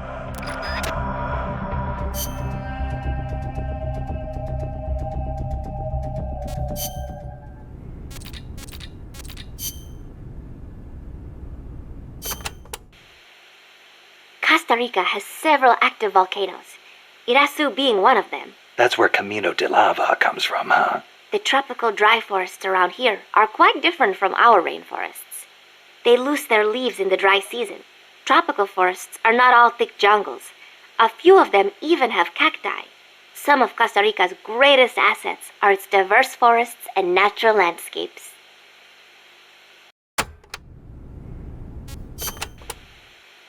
Costa Rica got its first real railroads up and running about 100 years ago.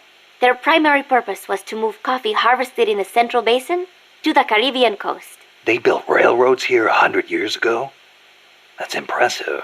It was even more difficult than you would imagine. Later, they started using the railroads for shipping bananas too. There still might be some branch lines around here.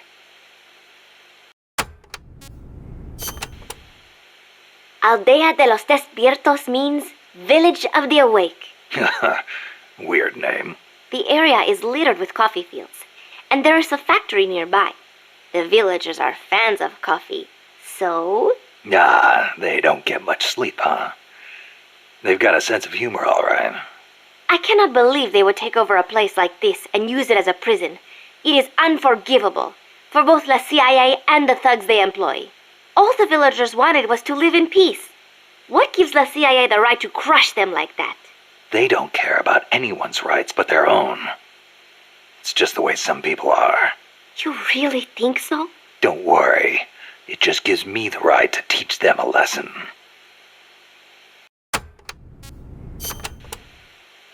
La CIA has taken control of this coffee factory too, all to produce its drugs. It was famous once for its fine beans. Cafe tal aroma encantado. Enchanting aroma, huh? See, once we have thrown the mercenaries out of Costa Rica, I know it will make wonderful coffee again. And then you must come and try some, Snake. Sounds great. I wouldn't mind a cup of joe after all this is over. Oh, wait. What is wrong? No, I just remembered this guy I knew who wasn't big on coffee. English. Get rid of that muddy water and get a cup of black tea down your gob, he'd say. That is too bad for him. It is delicious.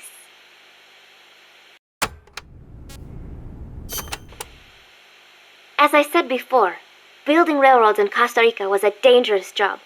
A lot of men died, and sometimes they stopped work altogether. This is one of those places. They had to cut through steep terrain, so when they finally made it through, they just built the rail terminal right there. And that is why they named it El Cadalso. The gallows. Charming. I'm surprised the construction money didn't dry up the way things were going. Actually, it did. But the bananas helped complete it. So they say. You mean the energy the workers got from eating bananas? Oh, I suppose they do have plenty of vitamins and... No. I meant the money they got to finish it came from exporting bananas. Oh. But one thing is for certain. The owners of the railroads expanded into the banana trade after construction was completed. That was the start of banana cultivation in Costa Rica.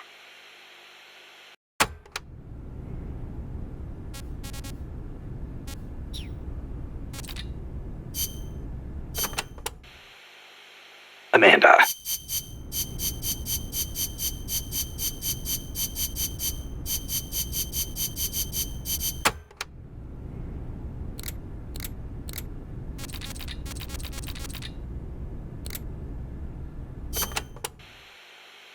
Amanda, do you know the way to the rail terminal? Remember the locomotive by the fork in the road before the village? Yeah, back in the jungle. Follow the train tracks from there, and you'll come to the terminal. But there's a plant along the way. Disguised as a coffee factory? Yes. It is their drug refining plant. La CIA controls it now. Cutting through there is the shortest way, but it'll be crawling with soldiers. If you want to go around... No, forget it. If that's the shortest way, that's the way I'll take. Besides, it's one of their bases. It'll be good intel. Very good. A number of guards at the plant are positioned on high walkways. Be sure to study their movements before you advance. Or I could just snipe them first. The plant's layout is another maze, I'm afraid. Stay cool. Make your way out of the plant and you'll arrive at the terminal. You know a lot about this place. What are you saying? I've been there before, when the KGB ran it, yes. But it is not as if I enjoyed it. No, I just meant you know a lot about how the enemy works. I hope so. Anyway, did you talk to Chico about the terminal? He said it's where they transfer the cargo onto trucks. Meaning the facility is of considerable importance to them. Don't get careless. I won't. By the way, I've heard of a shortcut that cuts straight to the coffee factory, to the east of the village. But I've never used it myself. Check it out if you're interested. Thanks for the tip.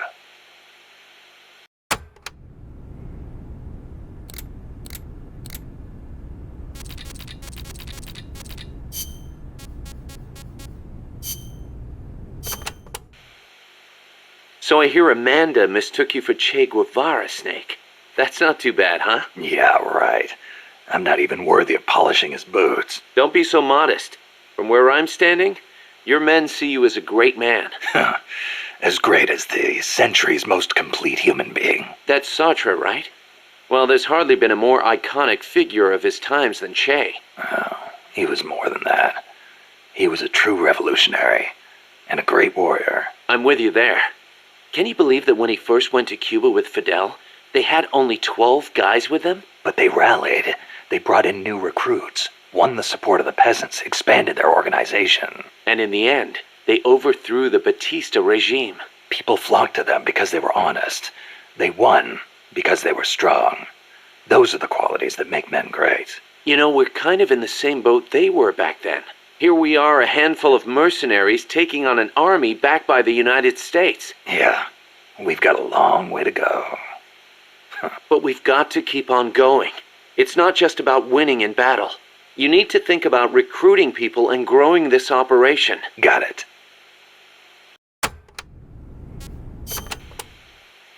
Boss, did you ever read Che Guevara's book, Guerrilla Warfare? I can't remember if I got to that one or not. You should have. That's why I lent it to you. A lot of the guerrilla tactics it covers apply to sneaking missions too. Che was one of the first people to articulate the theory of guerrilla warfare. T.E. Lawrence, Lawrence of Arabia, was another one. And Mao Zedong and his On Protracted War. Theory aside, Nicaragua's General Sandino was one of the first to put guerrilla tactics into practice, which explains why the Sandinistas named themselves after him. If you think about it, guerrilla warfare itself has been around since ancient times. There's only so many ways a small group can upset a large army. There was a samurai in Japan who excelled in guerrilla warfare. No kidding. Tsunoki Masashige. He was a warrior who lived in the medieval era. He used unconventional tactics to help overthrow the Kamakura shogunate. Like what? Trojan horse-style maneuvers and decoys to confuse the enemy. The best one was when the enemy was climbing the castle walls. He dumped boiling water and human excrement on them. Huh, sounds great. Let's put it in the MSF playbook. You're not serious, are you, boss? Why not? We've got plenty of crap to unload. Yeah. I'll think about it.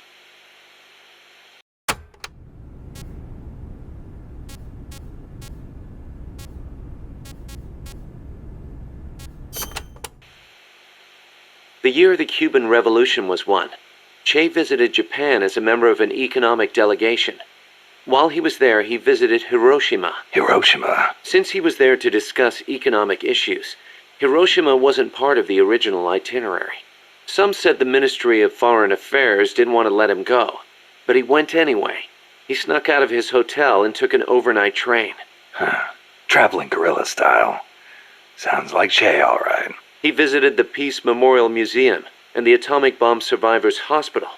Apparently it gave him quite a shock. As a doctor, it must have been painful for him to see how the victims suffered. Nukes destroy everything. He was quoted as saying, "They put you through this, and still you do whatever America says." Those words really hit me hard, especially when I think of my mom. He said something else, too. Let us all love Hiroshima and its people. I can believe it. Che never managed to numb himself to other people's pain. That's why people loved him.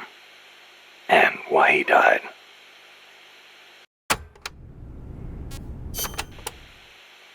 That bandana you're always wearing, that thing's a real antique. Ever think about getting a new one? This one's fine. Come on, we can't have our boss wearing a raggedy old thing like that. It was a gift, okay? It wouldn't be right to get rid of it. It was. Okay then. Speaking of which, Che supposedly had a black scarf he used to take everywhere with him. A scarf? One of his comrades gave it to him when he broke his arm in battle. Che used that silk scarf as a sling, and the comrade who gave it to him became his second wife. Alida, right? Even after his arm healed up, he never went anywhere without that scarf. What about you? You get that bandana from someone special? No, nothing like that. It's important to me. That's all.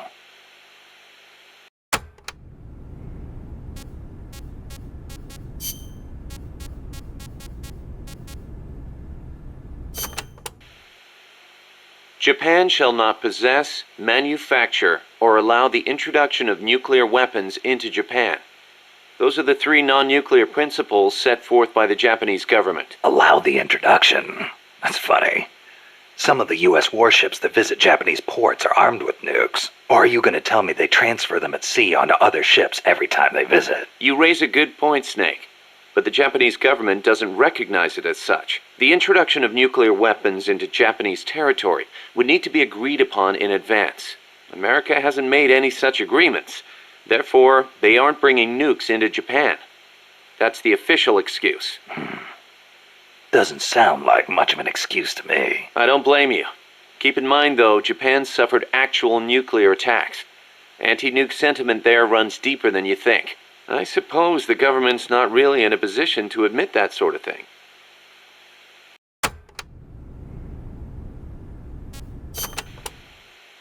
So tell me, Kaz, how's the self-defense force you were in different from an army? The JSDF is set up for national defense. It's not configured for aggression against other countries. It's what you'd call exclusive defense. Exclusive defense? It's the fundamental strategic posture of the JSDF. No preemptive attacks. Only the minimum defensive action necessary after an enemy attacks. Anything defined as self-defense, then? The JSDF originated as the National Police Reserve. Back then, American forces stationed in Japan were being sent over to fight in the Korean War. So in a sense, the NPR was filling a gap. Police, huh? Reminds me of the Costa Rican Civil Guard. Yeah, exactly. They're also dispatched to provide disaster relief. The year before I joined, they had a hell of a time trying to rescue some buses that got hit by landslides.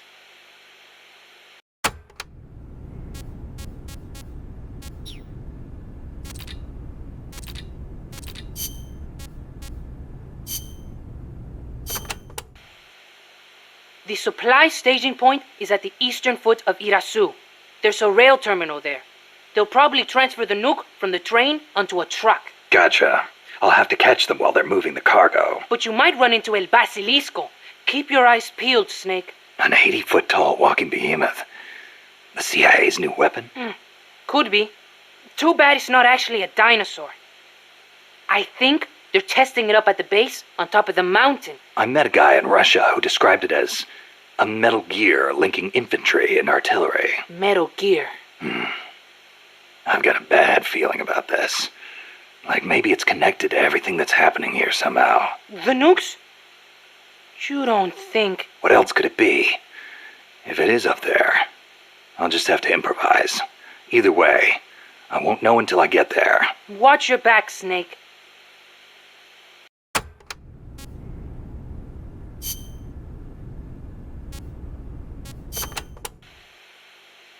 Snake, legend has it, a place called Isla del Monstruo is near Costa Rica.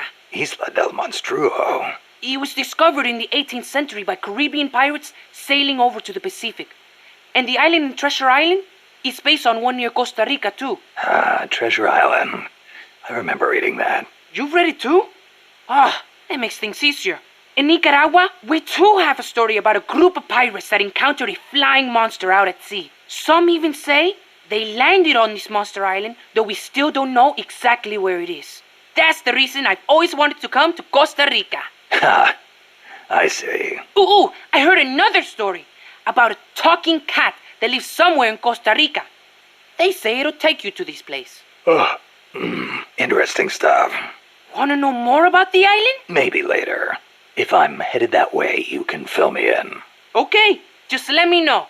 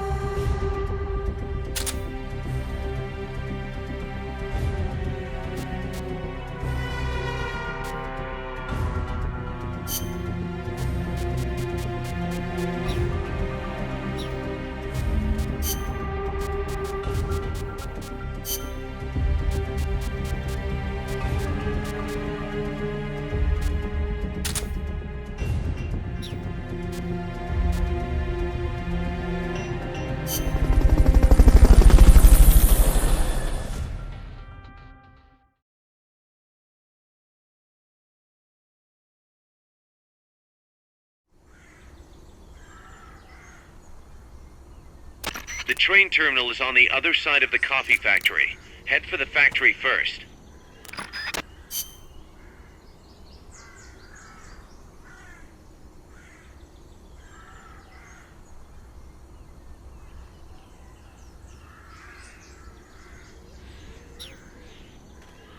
To get to the coffee factory, you'll first need to backtrack to the fork in the road.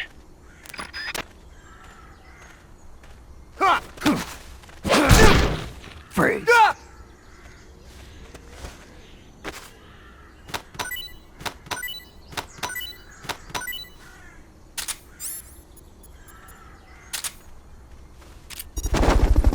enough room, huh? We'll keep it here at the base. Fulton recovery helicopter is complete.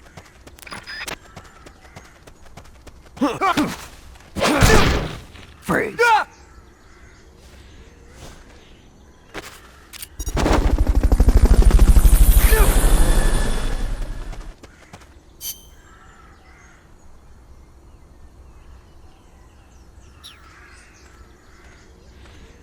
Fulton recovery subject confirmed onboard helicopter.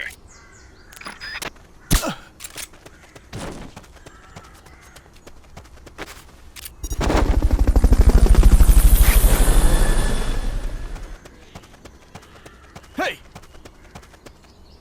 Fulton recovery helicopter is complete.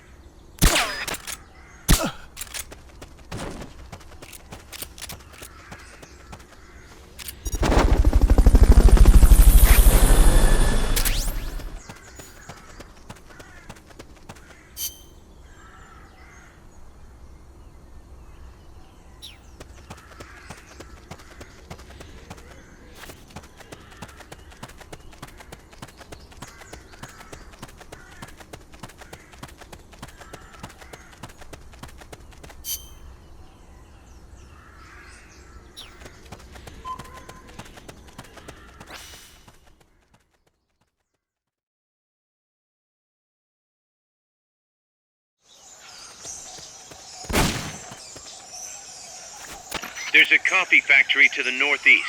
Beyond that is a train terminal.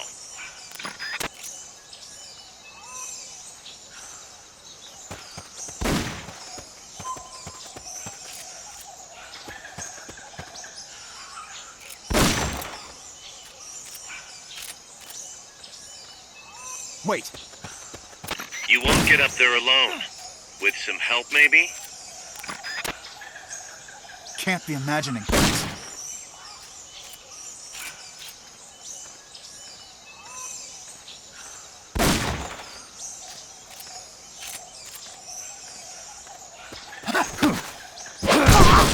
Freeze.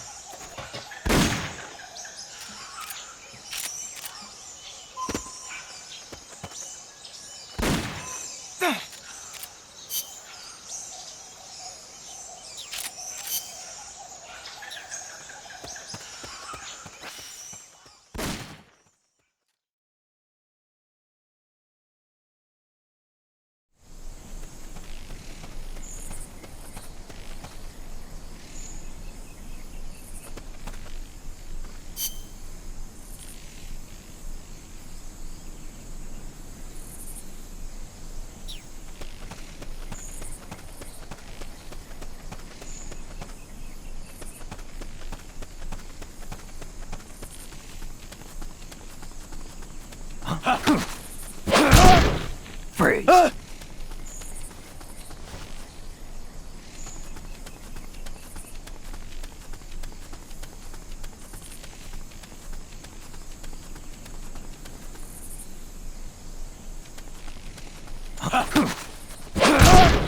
Freeze.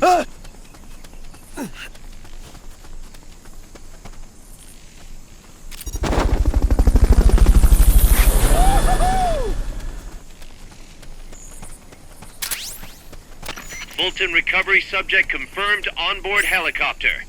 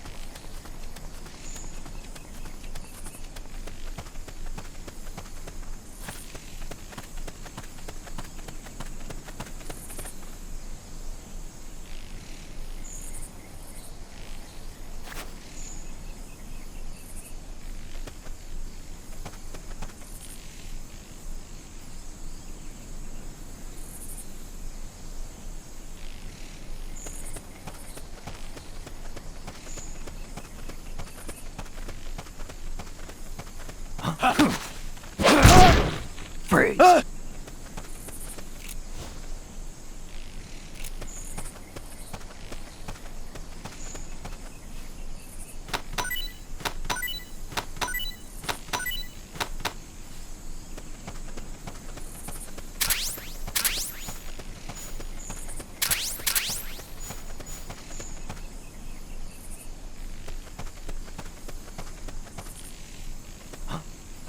think I see someone.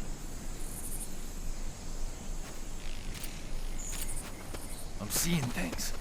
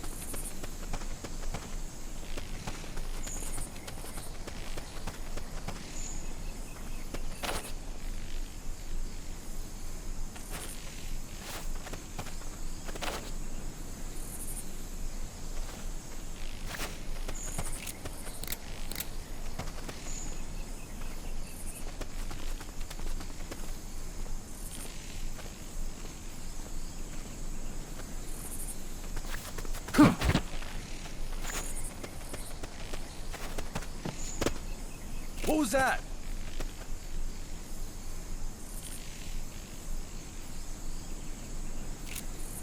I'm seeing things.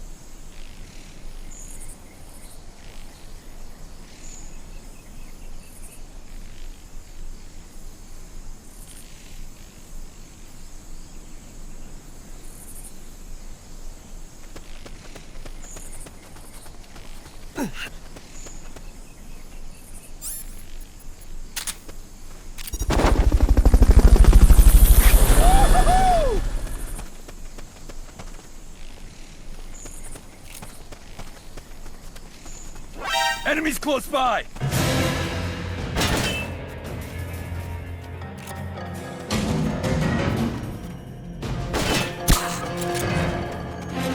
Enemy sighted. Quick, backup. Understood. Dispatching reinforcements now.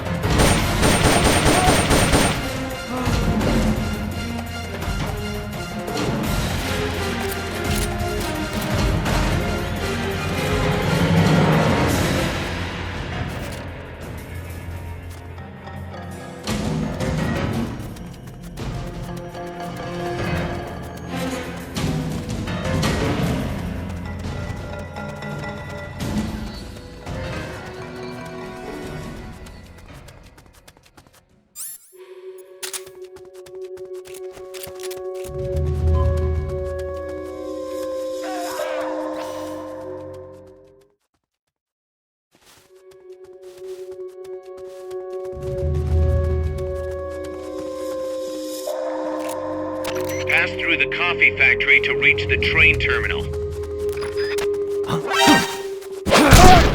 Freeze! HQ,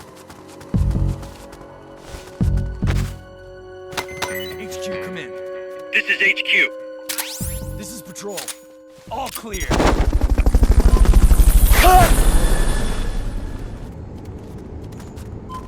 You'll have to pass through the coffee factory to reach the train terminal.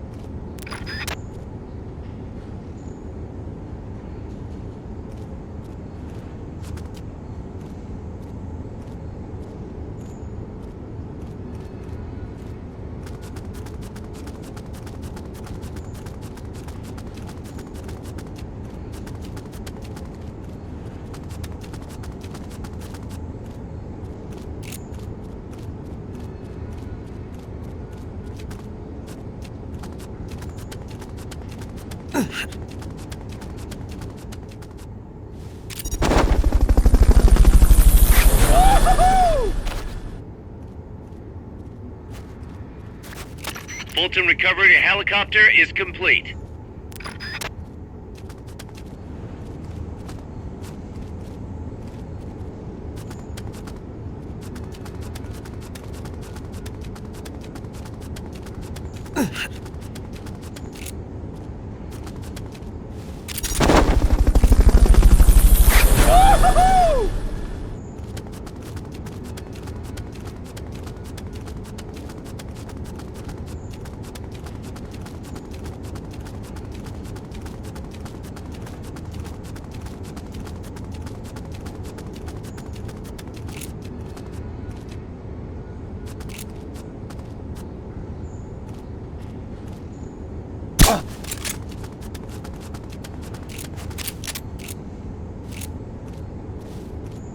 I'm seeing things.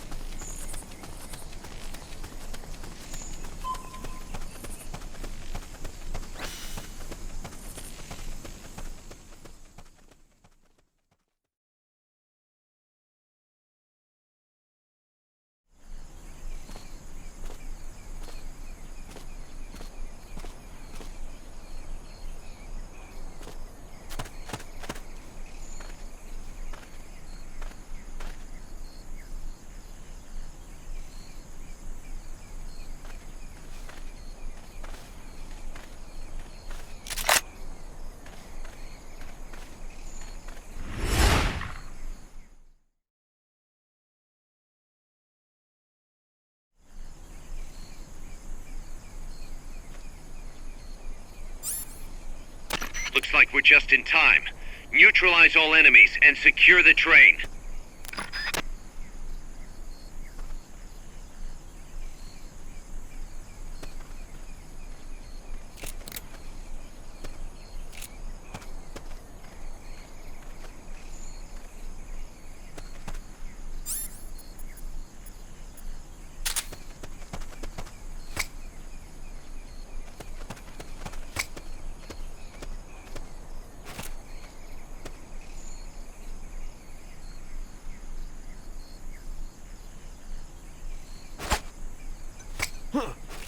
You hear that?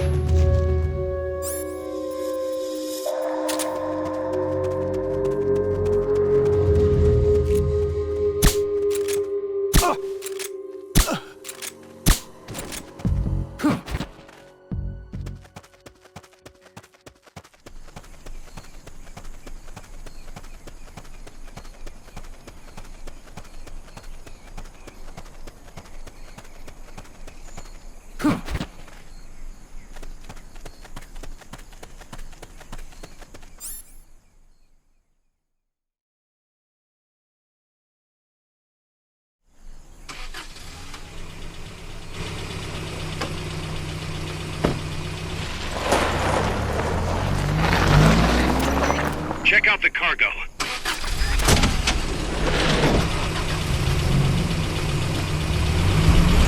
Notes.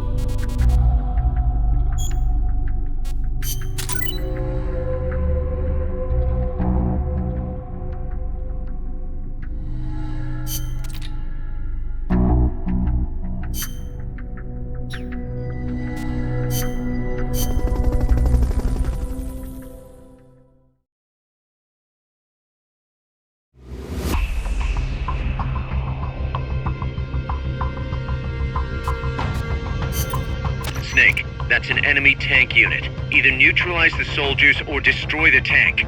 Get them.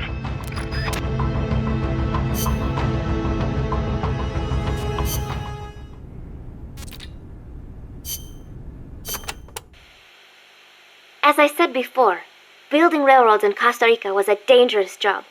A lot of men died, and sometimes they stopped work altogether. This is one of those places. They had to cut through steep terrain, so when they finally made it through, they just built the rail terminal right there. And that is why they named it El Cadalso. The gallows. Charming. I'm surprised the construction money didn't dry up the way things were going. Actually, it did, but the bananas helped complete it, so they say. You mean the energy the workers got from eating bananas? Oh, I suppose they do have plenty of vitamins and... No. I meant the money they got to finish it came from exporting bananas. Oh. But one thing is for certain. The owners of the railroads expanded into the banana trade after construction was completed. That was the start of banana cultivation in Costa Rica.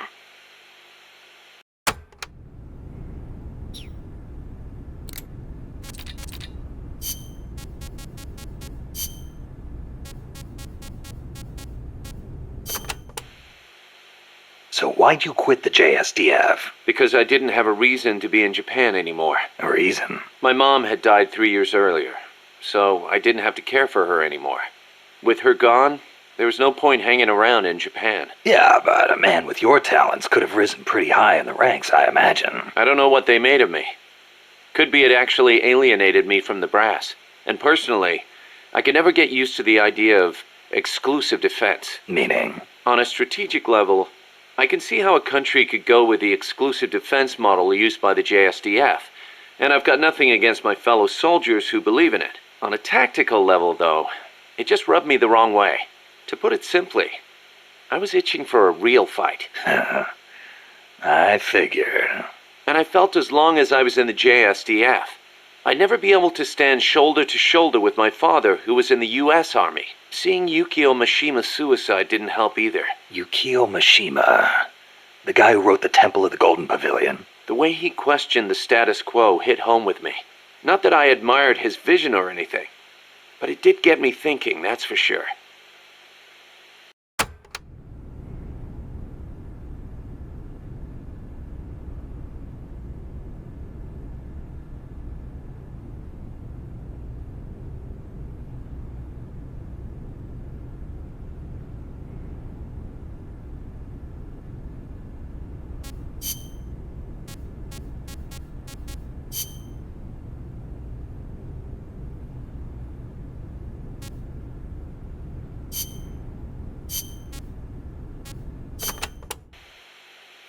You probably heard this a million times, Snake, but you should always avoid combat with the enemy when possible. Right. We're outnumbered and in unfamiliar territory. We won't survive long in a straight fight, even with you on our side. I know. Avoiding combat is rule number 1 in a sneaking mission. That's right. Don't let the enemy know where you are, and attack only when necessary, using hit-and-run tactics to cripple them. It's the essence of guerrilla warfare.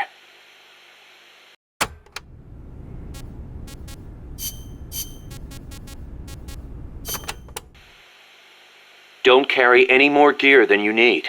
If you try and stuff your entire arsenal into your backpack, it'll be too heavy and your mobility will be impaired. You'll only be hurting yourself. I know. Take only what you need. Every rookie knows that. You can check the weight of your gear before heading out, so make sure you do. Got it.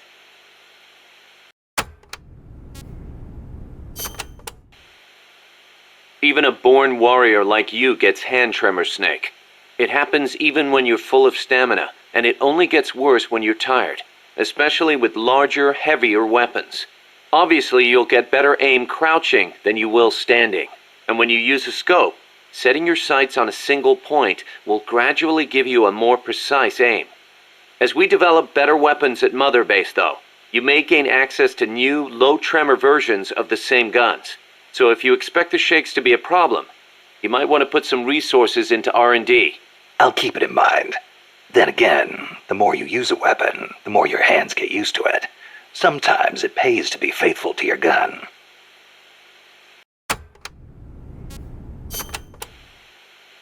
Choosing the right uniform is crucial. Pick one that matches the mission objective and your own combat style.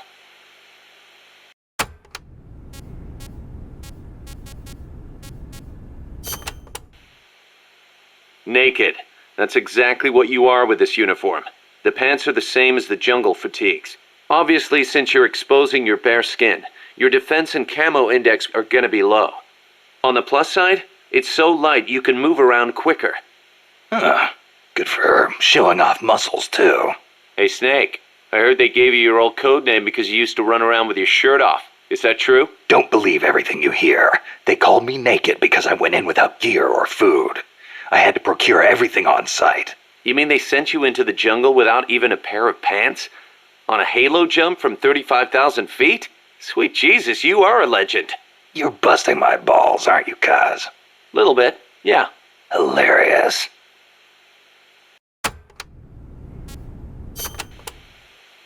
Jungle fatigues are made for jungle combat.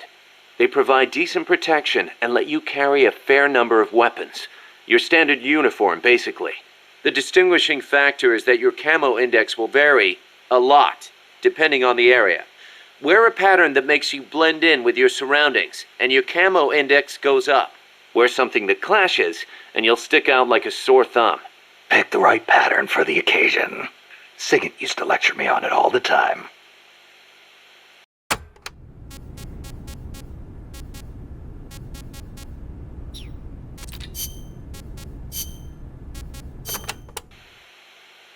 Areas with a distinct dry season, like the Pacific coast, have tropical dry forests. During the dry season, the trees drop their leaves. It gives you a clearer view, but at the same time, there are fewer places to hide. So be careful. Sounds dull. It is not really. A lot of trees flower during the dry season, including my favorite, the tabebuya. It has these amazingly vivid yellow flowers.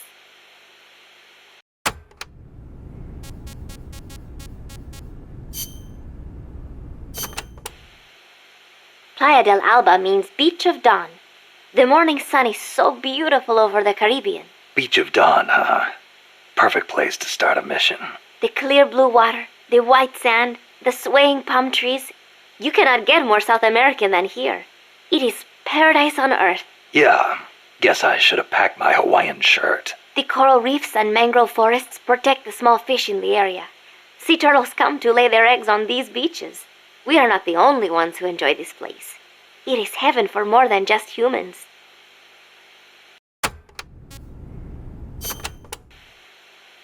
Bosque del Alba means Forest of Dawn. Naturally, it is situated on the east coast. It is your standard tropical rainforest. Everything you would imagine in a jungle. No sign of morning sun here. The foliage is too thick for direct sunlight to hit the floor. I do not know how easy it will be making your way through here. I'll be fine. This isn't my first trip to a jungle.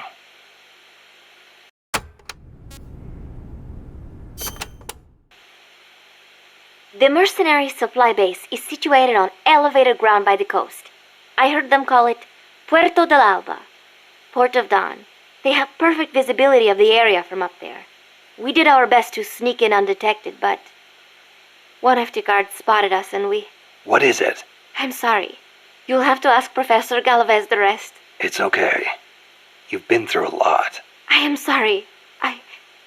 I just cannot. You did great, Paz. I won't let your efforts go wasted.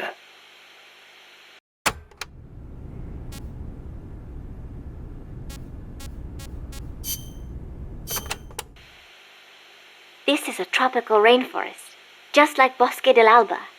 The temperature and humidity can be brutal. El Senegal means place of mud. No, mud. Great. I'll watch my step. This area often gets flooded by the river. There are canals here and there carved out by water. Good places to hide. But they will also make it harder for you to see. Be careful, Snake.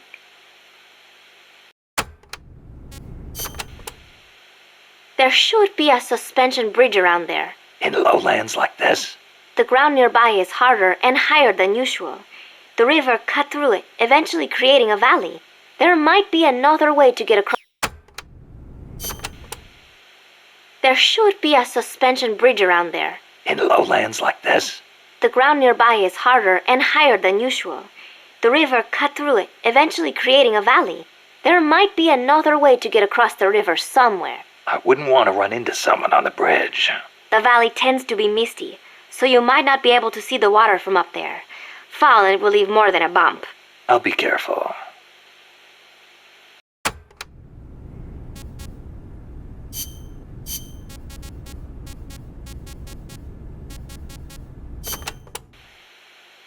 When a river floods an area, the banks can collapse, creating a marsh. You see a lot of them around here. I'll need to watch the noise my feet make in El Senegal. There is a marsh on the other side of the river too. The suspension bridge will take you there.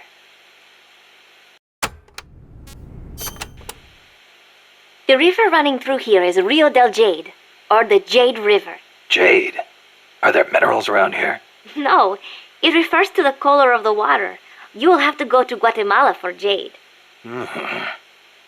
Doesn't look all that pretty from where I'm standing. We are still in the rainy season, so the river is a little muddy. It will return to normal once the dry season starts. Rivers are an important means of transport around here. They are relatively calm, and there are plenty of canals along the coast too. A boat would be more than enough to transport some good-sized cargo. Like a nuclear weapon. We don't know enough yet. I'll keep looking. Thank you, Snake.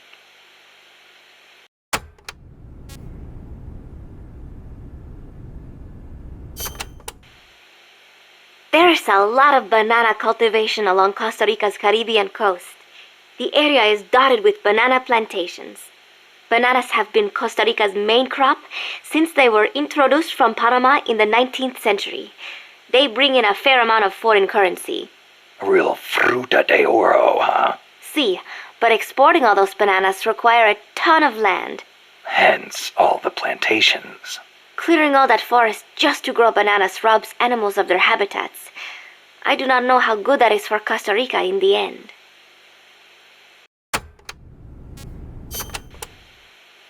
Panama disease was rampant here about 20 years ago, putting a lot of banana plantations out of business.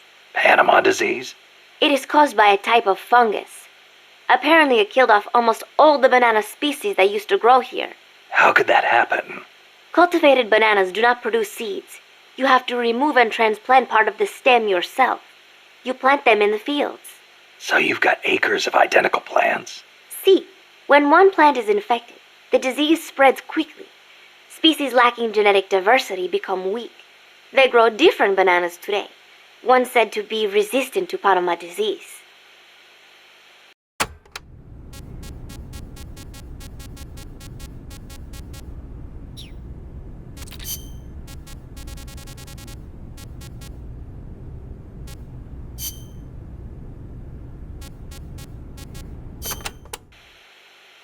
Up to 2 people can fit inside a cardboard box. Tell me how.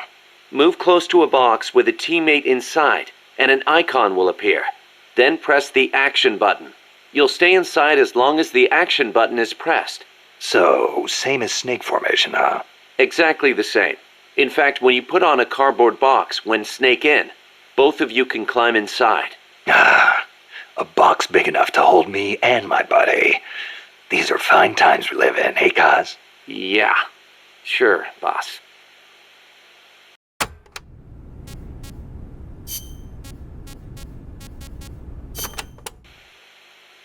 Amanda and her crew tell me they've managed to identify several different categories of mercenaries employed by the CIA. Give me a rundown. Sounds like info I could use. No problem. I'll go through them in order.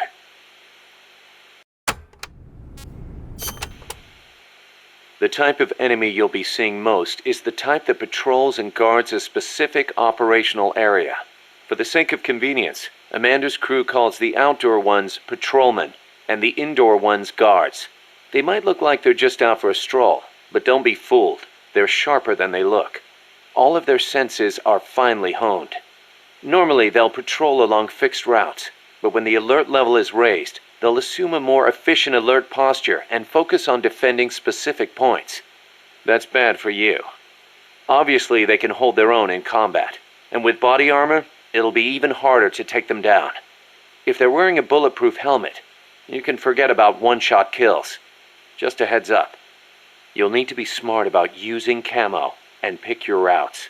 The most important thing is to avoid detection.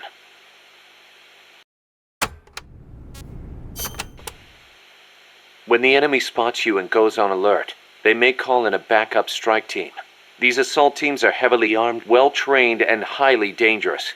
Amanda's crew calls them commandos. Unlike the patrolmen, these guys will actively, relentlessly track and hunt you down like hounds. Hounds to hunt a former foxhound.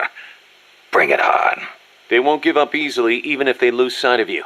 They'll clear out any likely hiding places they come across. So don't get too comfy in one spot, or you might get caught again. Keep your eyes fixed on them and what they're doing. Also, be aware that commando gear includes body armor, so don't think you can deal with them by going in guns blazing. All I've got to do is find an exposed weak point, and... Exactly.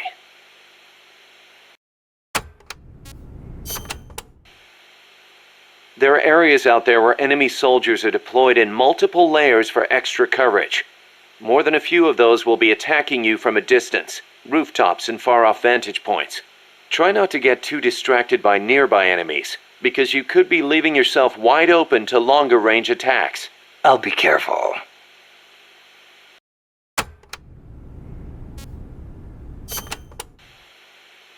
Enemy tanks, armored vehicles, and attack choppers are always accompanied by a combat squad. The soldiers aren't particularly tough on their own. What makes them formidable is how well they work together as a team. As if you didn't have enough to worry about with a machine. Good. I like a challenge. Yeah. We'll see how you feel when you actually have to face them in battle. Snake, whatever you do, don't let them surround you. The last thing you need is to get pushed into the vehicle's kill zone. And pay attention to what your enemies say to each other. You can improve your chances by figuring out what they're planning and using it to preempt their movements. You don't always have to go toe-to-toe to win a fight. Think like a gorilla. Got it.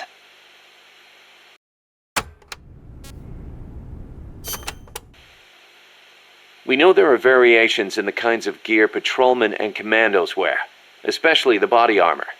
Our scouts report that an enemy's defense and firing accuracy are directly proportional to how heavy their gear is.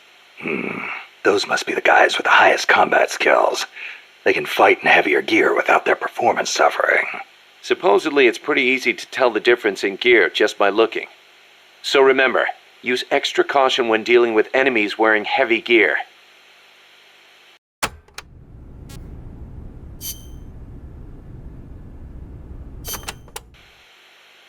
Enemies will try to fight you from different distances, based on the weapon they've got equipped. When you meet an enemy, get a good look at what they're carrying. It can make or break your chances in battle.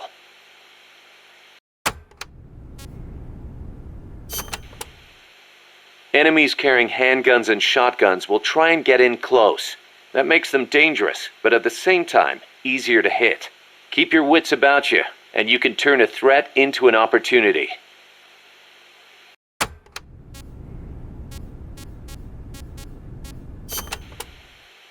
Enemies carrying assault rifles and machine guns will usually fire at you from farther away. Use whatever cover you can find, then return fire with a few well-placed shots of your own. Don't expect enemies carrying sniper rifles or rocket launchers to get up close and personal. They'll be constantly moving from place to place looking for an opening to snipe at you. Tricky bastards. Eye for an eye, tooth for a tooth. Go with the sniper rifle. Make sure you stay out of their line of sight, and when they expose themselves, take them down.